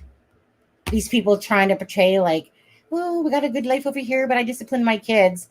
Then that shit happens and the truth comes out, you know? Anyways, preach it. I'm just saying. I'm very passionate for children. Very passionate for children and animals. They deserve a voice. They deserve to be treated as precious gifts that they are. You know, and yet these people are spreading their legs, popping them out. They're being born with drugs in their system, you know, and then thankfully there's people out there that are so willing to adopt and stuff like that. But in Sebastian's case, going back to Sebastian, sorry, I was preaching it there. In Sebastian's case, like I said, what makes sense, right? Why would he run away and not take his money or his phone and not have shoes? Does that make sense to anybody? No, it doesn't logically make sense. He's a high functioning autistic boy that likes to have his teenager, I should say, that likes to have everything familiar. And if it goes off balance, I'm sure that panic mode kicks in, right? Fight or flight type of thing. So are we to assume that he went out the front door, didn't take any money, didn't take his phone that he loved watching YouTube videos on, you know, take some money because he's running away, right? No footprints anywhere, and he leaves his shoes. That everything about that story is red flags. So it doesn't make sense. Could be true, but it doesn't make sense, right? Because nothing equated to that, not on camera. Everything makes sense to the fact that it lines up that he's still in the house.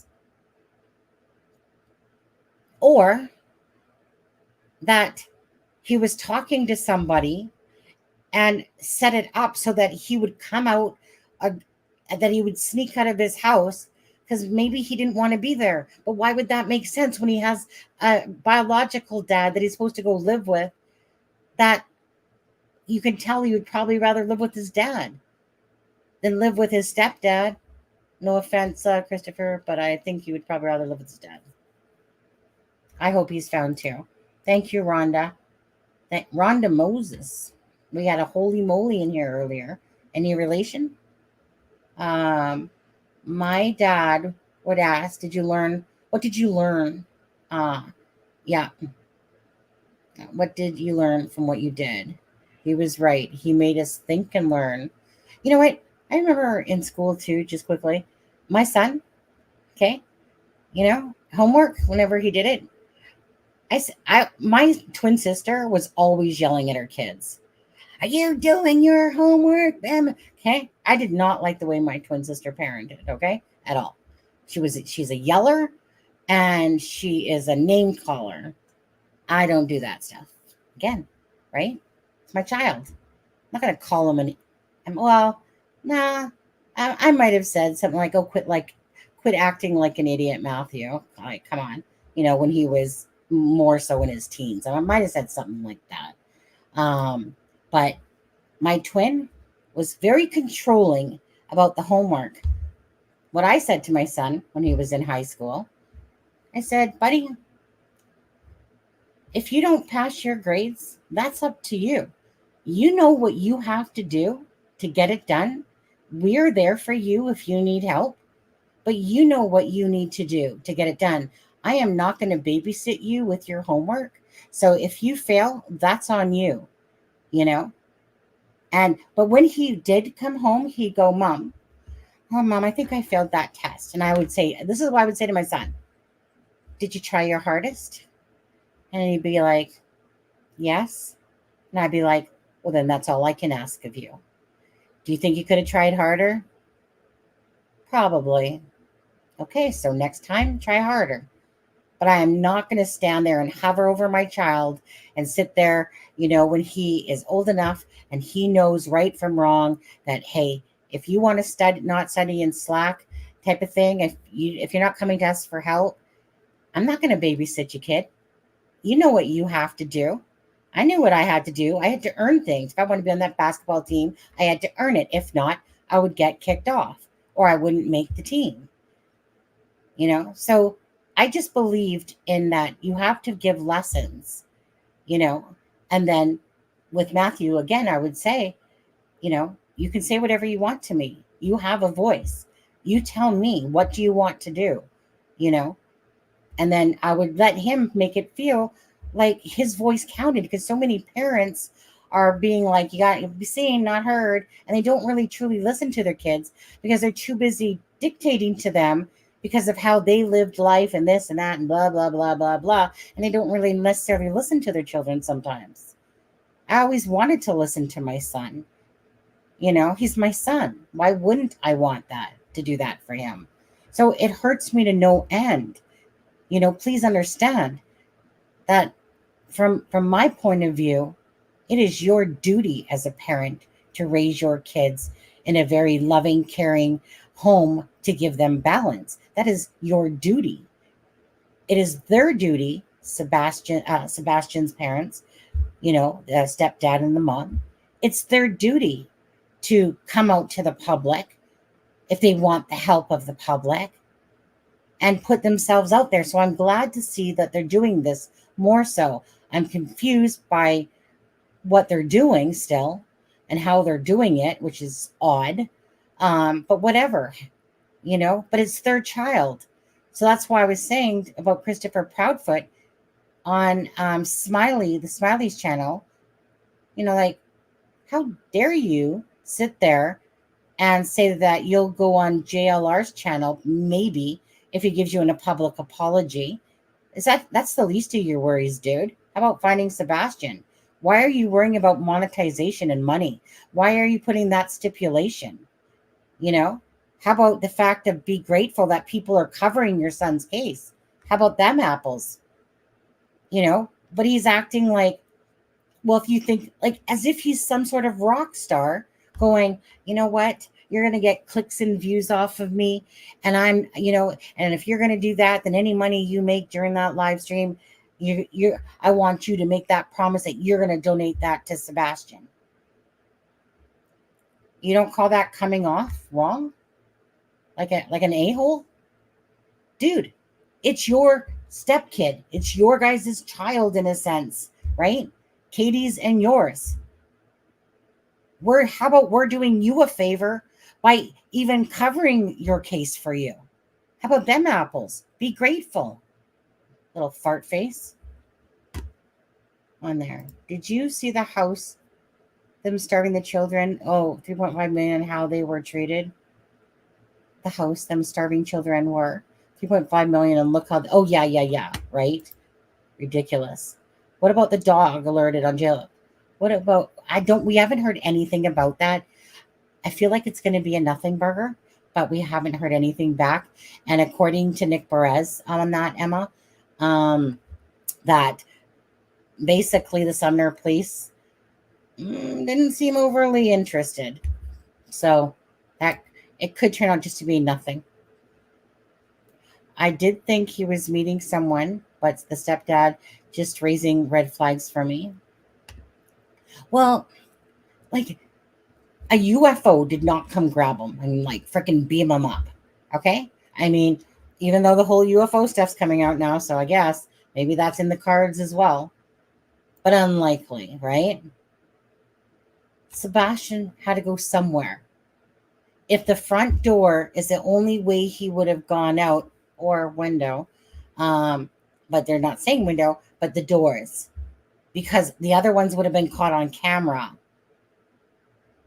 Okay, so it's either the door, like they're saying, but wouldn't mom hear that? Mom, where were you? Katie, I want to know where you were. Not because I'm suspicious of you. I just want to know where you were, because it sounds like you were on the couch in that big open space, and that his room, he would have come out of his room to do it. So did you have the sofa facing it so that when he came out of his room, you can't see him because it's facing your backyard? Is that possible? Because the video we're showing is just a staging of a home, right? Also, maybe he had Wi-Fi access at the bowling alley that night.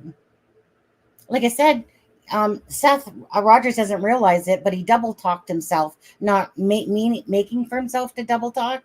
But you can't say that somebody only has their phone locked down, and yet they can still watch YouTube videos and Minecraft videos, because he clearly said that Sebastian was attached to his phone whenever he had access to it, right? When he had access to it to watch videos. So obviously you can't watch YouTube and shit without some sort of Wi-Fi connection, some sort of data connection. So the phone then isn't on lockdown, if that's the case. Because he said text, FaceTime, phone, and pictures. So obviously that phone is not locked down. So they have the phone. They would have done a phone dump. But maybe they missed something. Maybe he was talking to someone in the comments of a section of a frigging video for Minecraft. And maybe this person's like, hey, dude, maybe I'm going to give you my favorite Minecraft piece, type of thing. Who knows? I don't think that this Katie and Christopher brewed him downstairs or in the kitchen in a pot and got rid of him or something like that. Or that they stuck him in some sort of secret cellar in the house that we don't know about. I don't think so. Hope not. Right? That doesn't seem logical. If Katie would have left, the neighbor could have seen that. The neighbor would have said, like Katie's car left at this time, perhaps, according to camera.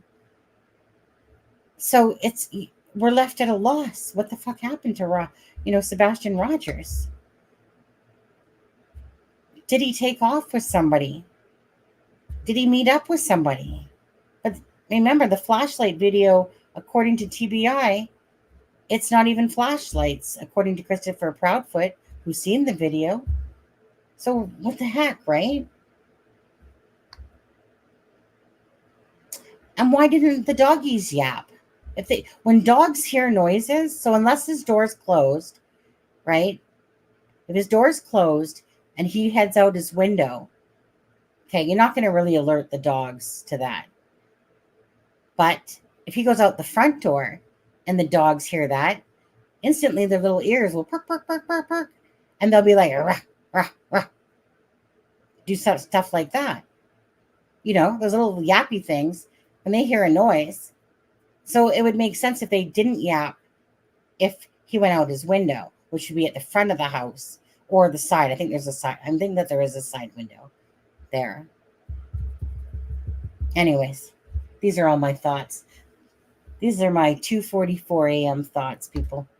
The home looks open, plan hall, living room. It is, but remember, what their furniture has in it, I have no idea, right? We don't know what furniture exactly. That's just somebody else's home as they were selling it.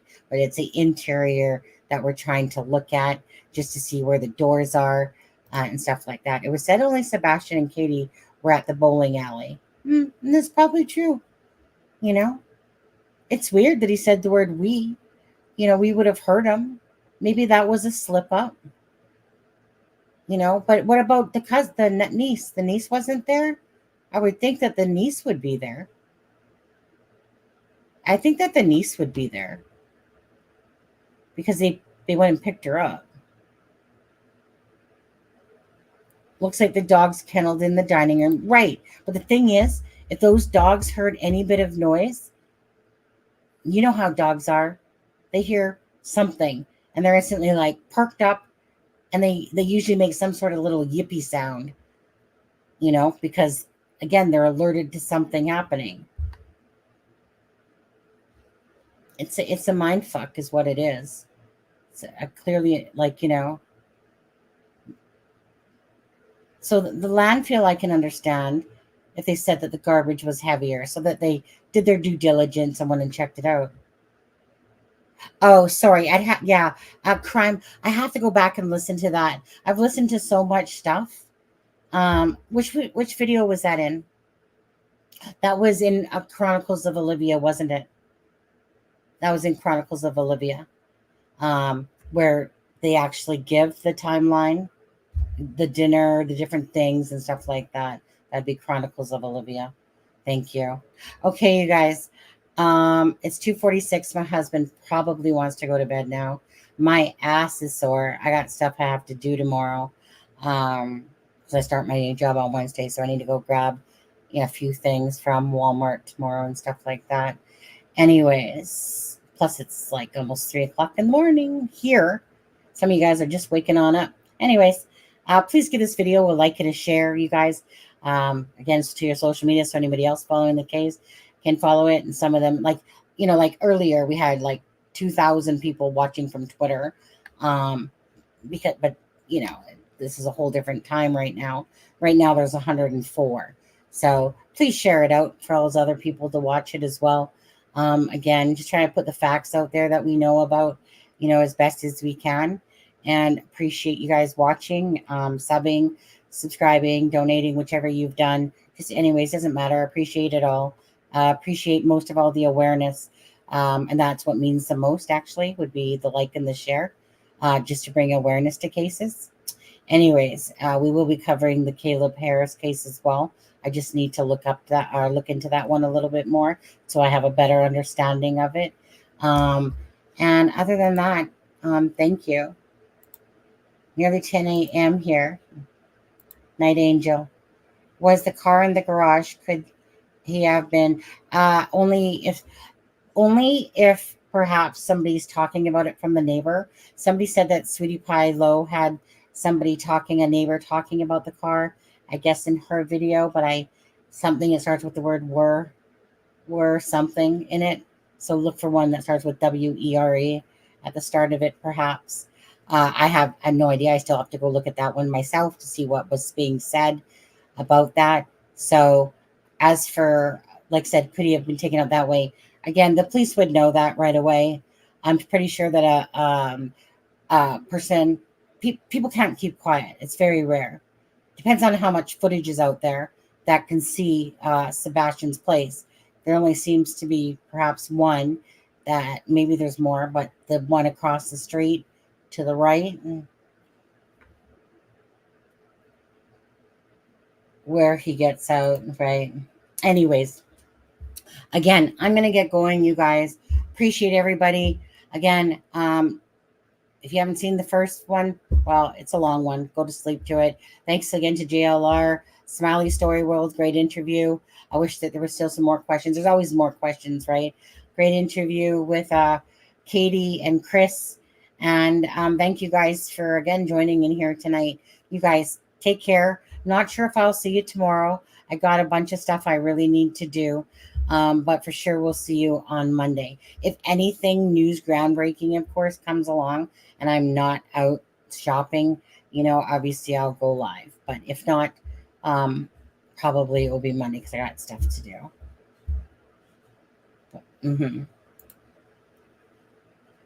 I mean, yeah, during the night, right? Was the car in the garage? Could he have been taken up? Well, again, I'm thinking nighttime as well. It would be on video footage if it was. I think a neighbor would have said that. I don't think that the neighbor just would have said that she saw them arriving home. And I believe that someone would also add to that and say, oh, but she also went out at this time as well. She was seen apparently the next day driving around. Probably, right? Probably looking for Sebastian, I'm sure. Yeah.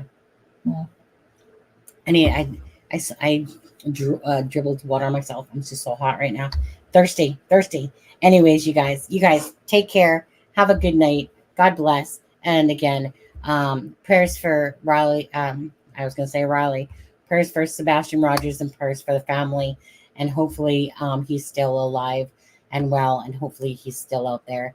I'd like to see that for sure. That would be a great day. So good night, everybody. Thank you so much. Or good morning. Good morning to everybody. Happy Sunday. A Norfolk night, the world is cold. We stand surrounded, we are not alone. Within